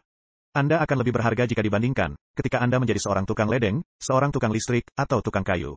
Jadi, saya pikir adalah penting, ketika orang memikirkan apa yang akan menjadi karir mereka dan mendapatkan nafkah mereka. Dan menghilangkan banyak alat pengendalian yang akan diterapkan kepada umat-umat Allah, di krisis yang penghabisan. Ya. Dan itu selaras dengan hal yang diinstruksikan di dalam tulisan Roh Nubuat. Di mana kita mesti memiliki keterampilan praktis, dan kita sudah melihat banyaknya nasihat ini. Yang didukung oleh kejadian-kejadian yang terjadi sekarang. Ya, ada hal menarik, Dr. Joyce, kembali ke zaman Rasul Paulus. Para rabi, mereka memiliki keterampilan praktis. Dan jika ada orang yang ingin menjadi rabi, mereka mesti memiliki keterampilan kejuruan. Dan dalam kasus Paulus, orang tuanya mengajari dia menjadi seorang pembuat tenda. Dan memang Paulus menjadi seorang pembuat tenda, dan dia bisa mendukung dirinya sendiri di dalam pelayanannya. Dan ketika dia menjadi pembuat tenda, dia sering duduk di pasar. Dan saat di pasar menyampaikan pemikiran-pemikirannya. Jadi Paulus memiliki keterampilan praktis, yang memberinya kesempatan bertemu dengan orang-orang, dan juga pemikirannya dapat disampaikan, dan Injil dapat diberitakan. Jadi, ketika kita melihat zaman para rasul-rasul, menjadi nasihat baik untuk memiliki keterampilan praktis, beserta profesi yang lainnya. Ya, dan pertanyaan lainnya ialah, ketika kita melihat hal-hal ini terjadi, nampaknya. Nah, saya tidak banyak mengikuti berita-berita mainstream, Apakah ini disadari oleh orang-orang karena ini hal serius, dan tidak banyak orang yang membicarakannya? Saya pikir adanya aktor terkenal, namanya Denzel Washington, yang beberapa tahun silam berkata, "Jika Anda tidak mengikuti media, Anda kurang informasi. Tetapi jika Anda mengikuti berita-berita, maka Anda akan mendapat informasi salah." Yang saya pikir, merupakan kutipan bagus. Coba saya beri contoh, saya memiliki anggota keluarga yang datang dari Ethiopia. Dan ketika Anda melihat berita-berita, Anda tidak mendapat berita mengenai perang sipil brutal yang sedang berlangsung di Ethiopia. Dengan ratusan ribu tentara yang terlibat, dan adanya pembersihan etnis, dengan perkosaan yang dipakai sebagai senjata perang, bersama dengan kelaparan. Ini merupakan perang sipil brutal yang sedang terjadi di Ethiopia, pada saat ini, tetapi tidak pernah diberitakan media berita di negara barat. Jadi, di dalam berita di negara barat, kita hanya mendapat buihnya saja, dengan kaum selebriti yang sedang berpacaran, dan hal semacam itu. Jadi sama seperti orang-orang yang menyadari masa di mana mereka sedang hidup. Kita juga mesti sangat menyadari melihat. Jika ingin mencek berita, kita mesti mencari berita yang bisa dipercaya. Dan yang hanya melihat kenyataan hal-hal yang terjadi di berbagai belahan dunia berbeda. Dan sama seperti CBDC, rata-rata orang Amerika tidak sadar akan hal ini. Tetapi ini memang terjadi di depan kita. Ini ada di Federal Register, perintah eksekutif telah menjadi dokumen publik. Dan memang kita akan beralih ke dolar digital, apakah kita suka atau tidak suka. Dalam masa 2, 3 atau 4 tahun ke depan. Dan itu akan sangat berdampak. Dan suatu transfer kekuasaan dan otoritas besar-besaran dari warga negara kepada pemerintah. Dan negara-negara lainnya yang memulai versi mata uang digital mereka. Jadi, saya pikir adanya dua versi dari negara totaliter. Adanya novel dari George Orwell, di tahun 1984, di mana orang-orang hidup di dalam kemiskinan dan yang dikendalikan oleh negara totaliter. Juga adanya pandangan Aldous Huxley mengenai negara totaliter, di mana orang-orang hidup di dalam kemewahan. Dan adanya banyak hiburan, tetapi mereka tidak menyadari, dalam Brave New World, mereka sedang diawasi secara besar-besaran. Dan saya pikir di negara barat, kita cenderung mengalami paham totaliter versi Aldous Huxley, dibandingkan versi George Orwell, tahun 1984. Tetapi hasil akhirnya sama saja. Jadi saya pikir, ketika kita mengalami penyakit diabetes sosial, dengan adanya overdosis hiburan. Dan kita dibanjiri dengan hiburan yang berlebih-lebihan, sehingga kita tidak bisa lagi melihat perubahan nyata yang sedang terjadi di sekitar kita. Dan itu sungguh tragis. Dan jika Anda menonton sektor berita finansial, mungkin Anda akan mendengar orang yang membicarakan CBDC. Ini seperti yang diumumkan oleh Perdana Menteri Inggris yang baru, yang menduduki jabatannya 3 pekan atau 4 pekan silam. Salah satu strategi utamanya adalah menerapkan pound sterling digital. Dan sifatnya yang inklusif dengan menyertakan semua orang masuk ke dalamnya. Tetapi dia tidak menyebutkan kekurangannya, yaitu pengendalian meluas oleh pemerintah. Jadi, ini nampaknya menjadi hal di mana banyak orang, banyak anggota-anggota gereja, akan tertarik akan hal ini. Jadi, apakah Anda menemui para pemimpin gereja yang prihatin akan topik ini? Dan apakah adanya penolakan? Sehingga kita mesti berpuasa dan berdoa akan topik ini, karena ini akan menjadi bencana dahsyat? Ya, saya belum menjumpai kepemimpinan gereja yang membicarakan hal ini. Nampaknya kebanyakan mereka tidak menyadarinya. Tetapi dalam pengalaman saya, banyaknya para kepemimpinan gereja yang begitu serius dengan tantangan yang ada sekarang, dan kesibukan di kantor mereka masing-masing. Sehingga mereka tidak menyadari adanya perubahan yang lebih luas di dalam masyarakat. Dan itu sungguh tragis dan yang membuat orang-orang seperti saya, atau medical missionary, dan kelompok-kelompok lain, guna membunyikan alarm dan berkata kepada orang-orang, apakah itu pekabaran kesehatan? Apakah itu reformasi kesehatan? Apakah itu mengenai dimulainya paham totaliter ekonomi? Maka hanya terserah kepada orang-orang awam guna membunyikan alarm. Karena saya pikir, para pemimpin gereja kita begitu sibuk agar roda kelembagaan bisa terus berputar. Sehingga mereka tidak benar-benar fokus akan hal ini. Saya tidak mengkritik, ini hanyalah suatu kenyataan. Tetapi ketika CBDC diterapkan, maka itu akan berdampak. Sebagai contohnya IRS, tidak memiliki kewajiban dalam memberi status bebas pajak kepada siapa saja. IRS bisa saja menarik status bebas pajak Anda, jika mereka menentukan kegiatan Anda tidak selaras dengan kebaikan umum bagi masyarakat. Bagi kebaikan lebih besar untuk masyarakat. Jadi, ketika kita memegang posisi Alkitabiah, katakan saja mengenai perkawinan. Kita akan segera mendapati, status kita yang bebas pajak, akan dipertanyakan. Mengenai status bebas pajak Amerika untuk semua kelembagaan kita, karena kita tidak lagi bertindak demi kebaikan lebih luas dari masyarakat. Jadi, saya pikir, tantangan kita di dalam kepemimpinan, yakni kita ingin berjuang mati-matian, mempertahankan kelembagaan kita masa lalu. Dan begitu terfokus akan hal itu, sehingga kita tidak melihat adanya tantangan yang menghadang kita. Jadi, itulah sebabnya event seperti ini sangat penting. Karena Allah menginginkan umatnya mempersiapkan diri untuk krisis penghabisan, karena kita bisa melihat hal yang sedang terjadi. Dan bisa memperingatkan orang-orang lain, dan menyiapkan mereka, bukan hanya untuk kedatangan kembali Yesus. Melainkan kita juga mesti mengencangkan sabuk pengaman kita, guna menempuh jalan rusak, hingga tibanya hari kedatangan Kristus. Ya, itu adalah salah satu alasan, mengapa kita melakukan hal ini, dengan mengajarkan pekerjaan mission medis, seperti yang dikatakan oleh Nyonya White. Jika kita mau belajar melakukan pekerjaan ini, tidak ada kekurangan pekerjaan yang mesti dilakukan. Jadi, kita menyiapkan orang-orang untuk memberitahu, bagaimana cara hidup pada masa ini, ketika mereka tidak bisa membeli atau menjual. Juga mengenai pengobatan, apakah bisa ditopang oleh sistem ini? Saya pikir kehendak Allah bagi kita, agar kita bisa terus mandiri sebisa mungkin. Yang ditopang oleh Allah, dengan memakai kepandaian yang Allah berikan, dan hal-hal semacam itu. Jadi, saya pikir, ini akan menjadi informasi bagus buat kita semua. Saya pikir, penekanan kepada pekerjaan mission medis begitu penting, Dr. Joyce, karena Anda menjangkau hati orang-orang dengan pekerjaan medis misionari. Sebagai contoh, ketika saya berumur 40 tahun, yaitu 10 tahun silam. Saya bangun di pagi hari, dan mau turun dari tempat tidur, tetapi kaki kanan, di bagian tumit, saya seperti merasa menginjak paku. Saya bertanya-tanya, apa yang terjadi kepada tumit kaki kanan saya membuka internet dan melihat halaman web. Maka dikatakan ini adalah suatu kondisi yang menimpa orang-orang berusia 40 tahun ke atas. Dan tepat itulah hal yang terjadi di ulang tahun saya ke-40.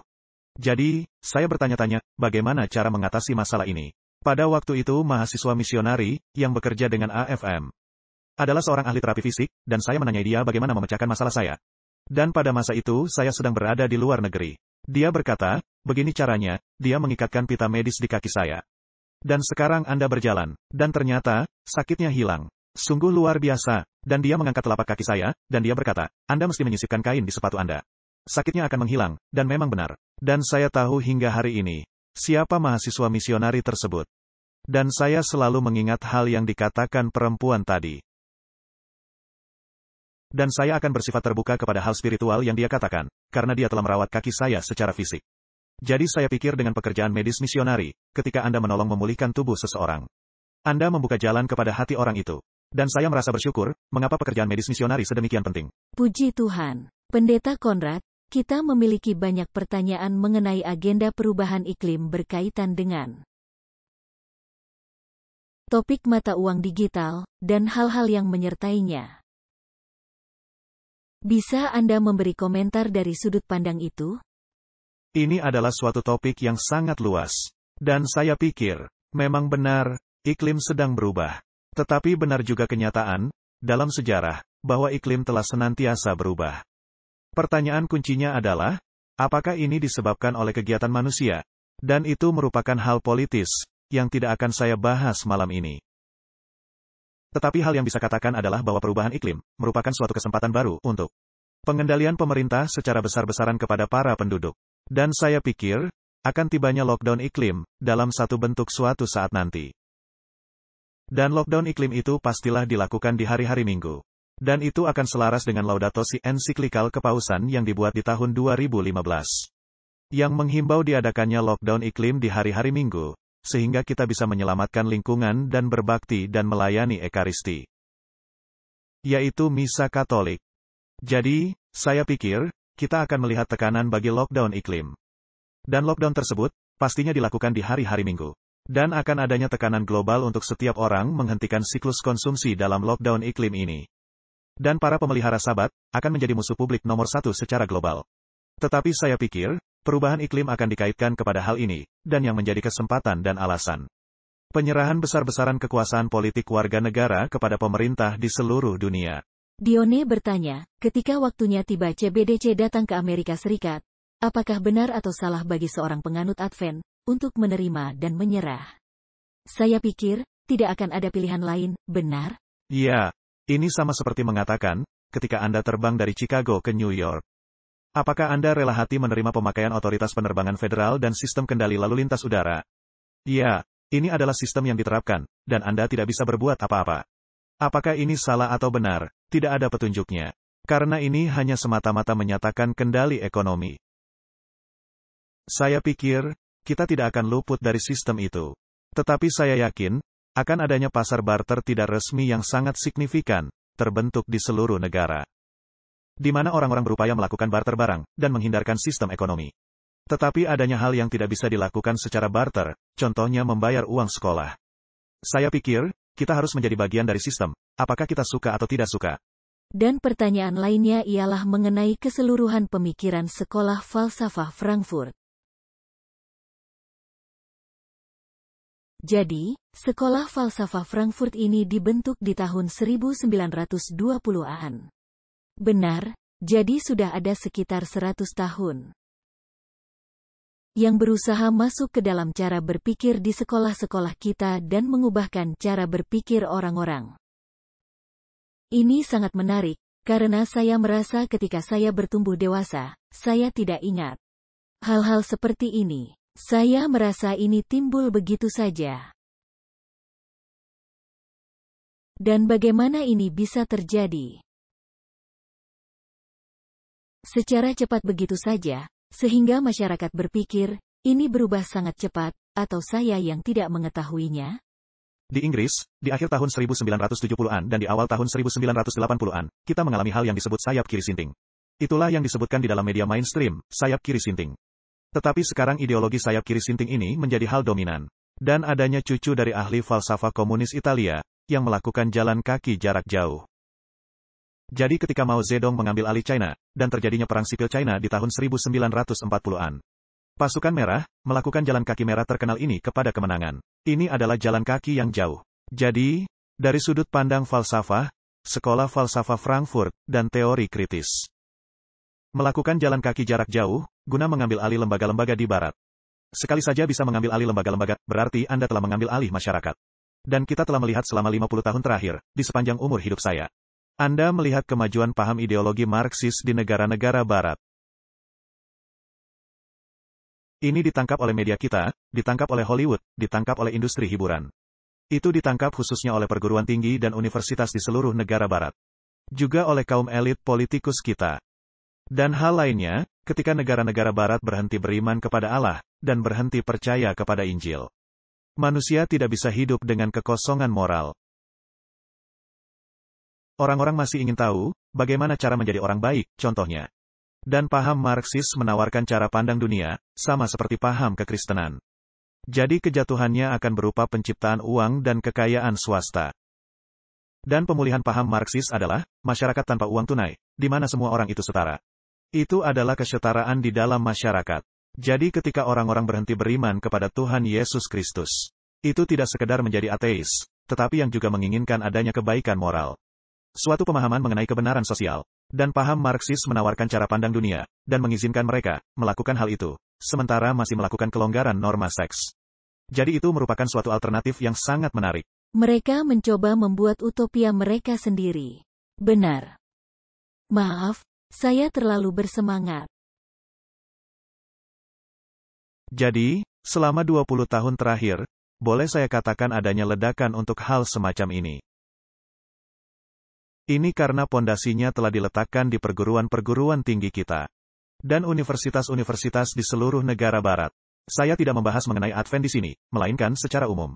Jadi para mahasiswa di tahun 1980-an, dan tahun 1990-an yang mengalami indoktrinasi, yang sekarang menjadi para profesor di perguruan tinggi. Dan sekali saja Anda menerima jenis ideologi semacam ini. Anda harus menerimanya secara keseluruhan. Ini sama seperti, Anda tidak bisa digoda untuk hamil. Faktanya, Anda hamil atau tidak. Anda tidak bisa digoda untuk menikah. Faktanya, Anda menikah atau tidak. Jadi, sekali saja Anda menerima premis mendasar dari teori kritis. Dan dengan adanya penindas dan yang tertindas di dalam masyarakat. Dan jika Anda berada dalam kelompok yang diduga ditindas. Bagaimana cara Anda menghapus rasa bersalah Anda? Anda bisa menghapus rasa bersalah Anda dengan menjadi keadilan sosial bagi sekutu Anda sendiri. Dari salah satu kelompok yang tertindas. Jadi, sekali saja Anda menerima pemikiran adanya penindas di dalam masyarakat, dan mengakui, wah, saya masuk ke dalam salah satu kelompok penindas. Itu berarti saya mesti menjadi penggiat sangat aktif dan menjadi pejuang keadilan sosial. Dan dengan cara itu, saya luput dari penghakiman sementara, sebagai penindas. Jadi, orang-orang dimanipulasi secara psikologis. Masuk ke dalam ideologi ini, guna menghindari kecaman sosial. Dan di dalam ideologi baru ini, tidak ada ruang untuk Injil. Karena suatu himbauan kepada otoritas luar, secara definisi merupakan agresi mikro. Dan ini tidak menjadi kegiatan dari seorang penindas. Jadi, hal yang akhirnya menjadi valid, tidak dengan menghimbau kepada otoritas luar, seperti firman Allah. Melainkan pengalaman hidup pribadi Anda yang subjektif, yang menjadi penengah kebenaran di dalam hidup Anda. Jadi, ketika adanya pengkhotbah yang berkata, ini adalah perkataan firman Allah.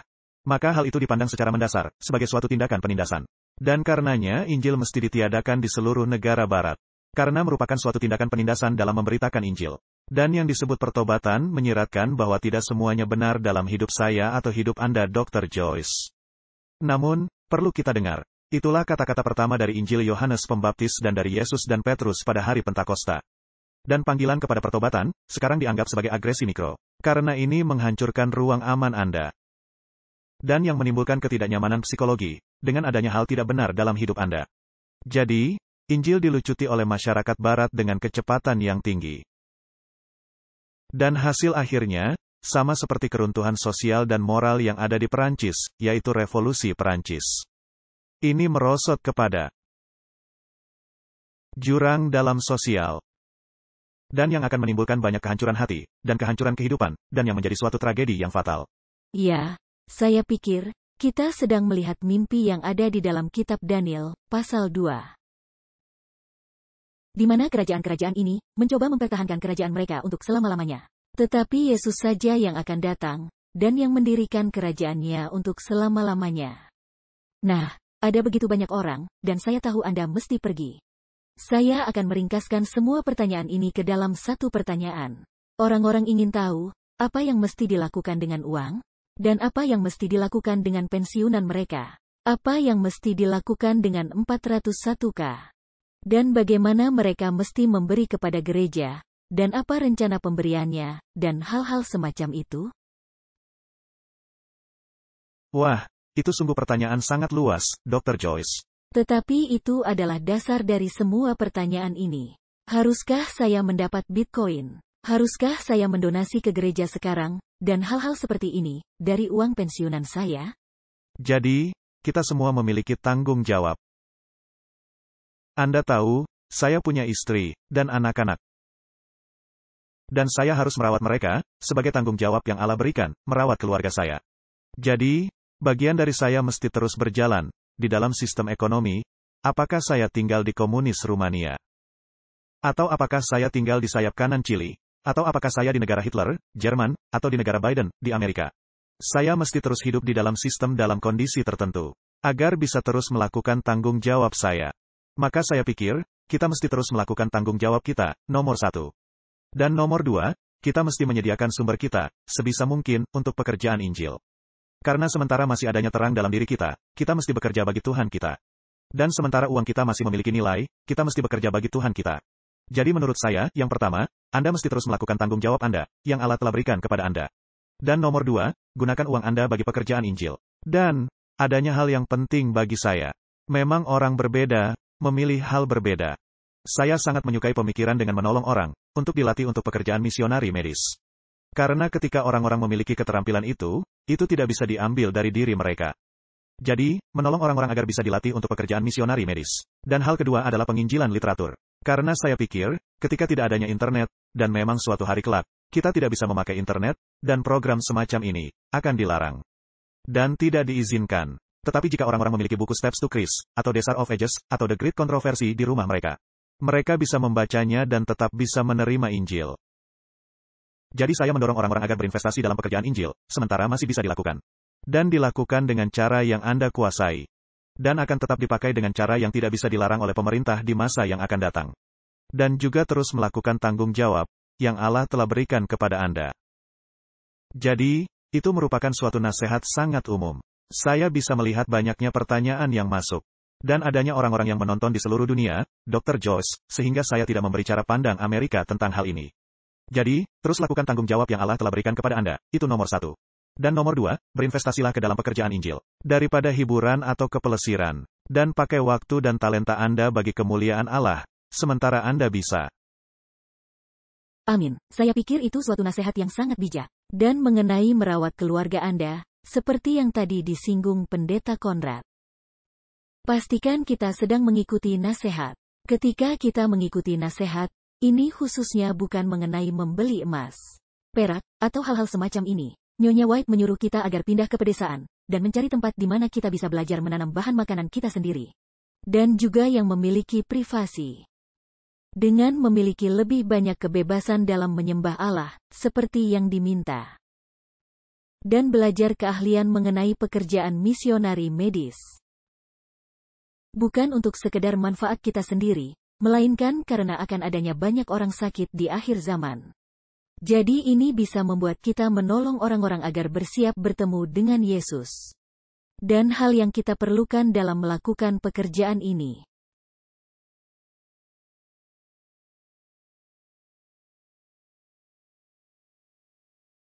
Pekerjaan literatur, dengan membawa buku-buku ke dunia, dan hal semacam itu. Dan bagi mereka, yang baru bergabung, kita sedang berbincang dengan Pendeta, Dr. Conrad Fine. Pendeta Conrad Fine adalah ketua dari Adventist Frontier Mission. Apakah nama websitenya? Apakah Adventist Frontier Missions? Nama webnya adalah afmonline.org. afmonline.org dan jika Anda ingin menolong misionari ini. Di afmonline.org Anda bisa membuka webnya. Dan saya membantu suatu keluarga di sana, dan saya telah menolongnya selama bertahun-tahun, sekitar 10 tahun. Jadi, dipersilahkan membuka AFM Online. Dan satu pertanyaan terakhir, kesiapan spiritual. Bagaimana menurut Anda, mengenai kesiapan spiritual? Ini pertanyaan bagus, dan saya pikir dengan adanya pandemi, yang merupakan uji coba untuk krisis yang penghabisan. Allah sedang mengungkapkan kepada masing-masing kita, berapa banyak Tuhan dunia ini, ingin menjangkau kita.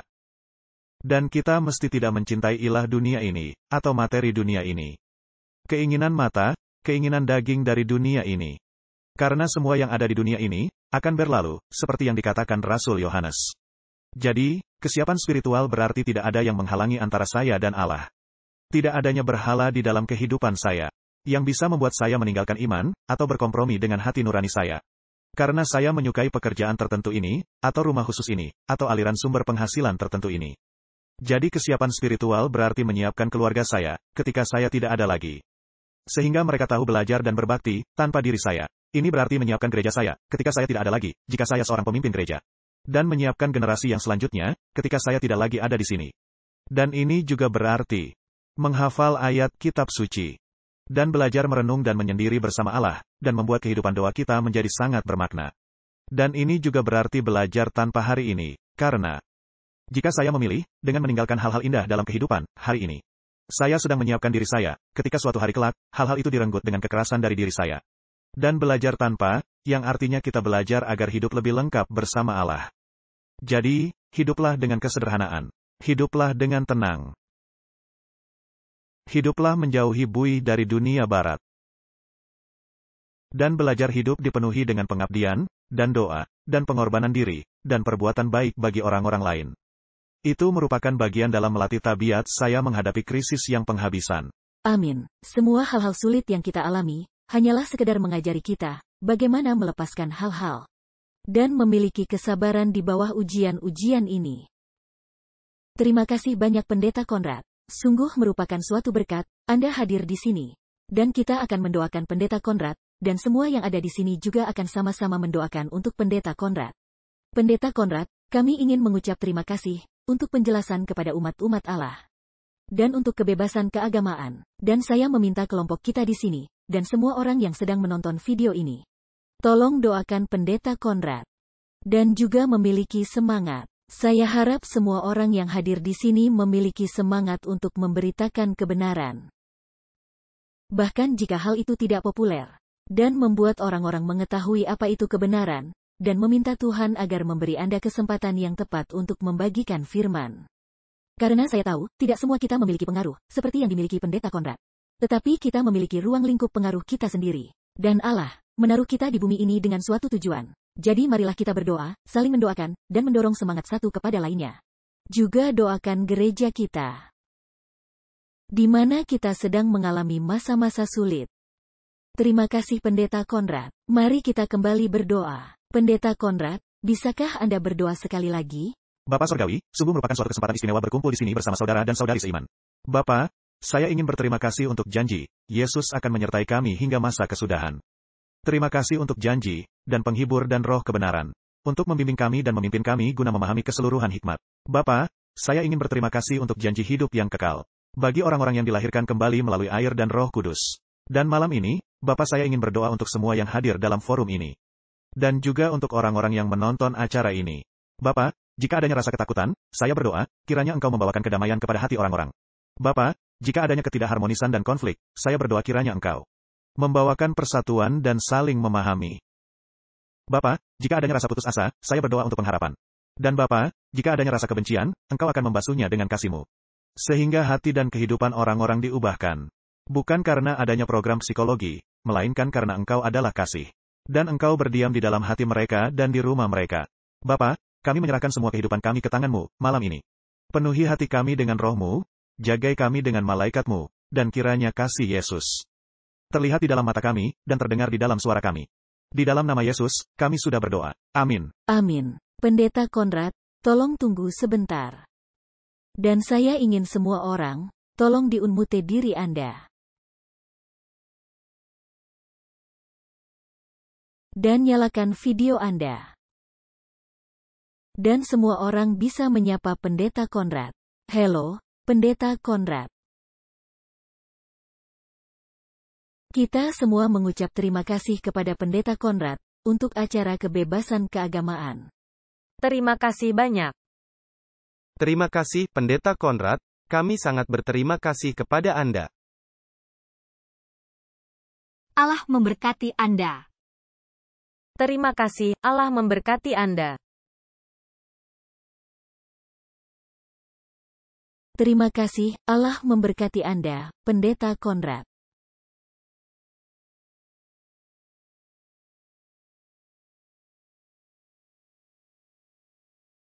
Semua kita di sini akan mendoakan Anda, Pendeta Konrad. Dan saya harap kalian semua di sini akan turut mendoakan Pendeta Konrad. Allah memberkati kalian semua. Anda bisa menyaksikan ini dalam saluran YouTube kami di Mad Missionary. Anda bisa juga menontonnya di Bicute dan Rumble jika kami memutuskan untuk menghapus video ini, oke? Allah memberkati. Terima kasih Pendeta Konrad. Kita akan bertemu kembali pekan depan. Kami sangat menikmati acara ini, Pendeta Konrad, percayalah. Terima kasih, Allah memberkati, sampai jumpa.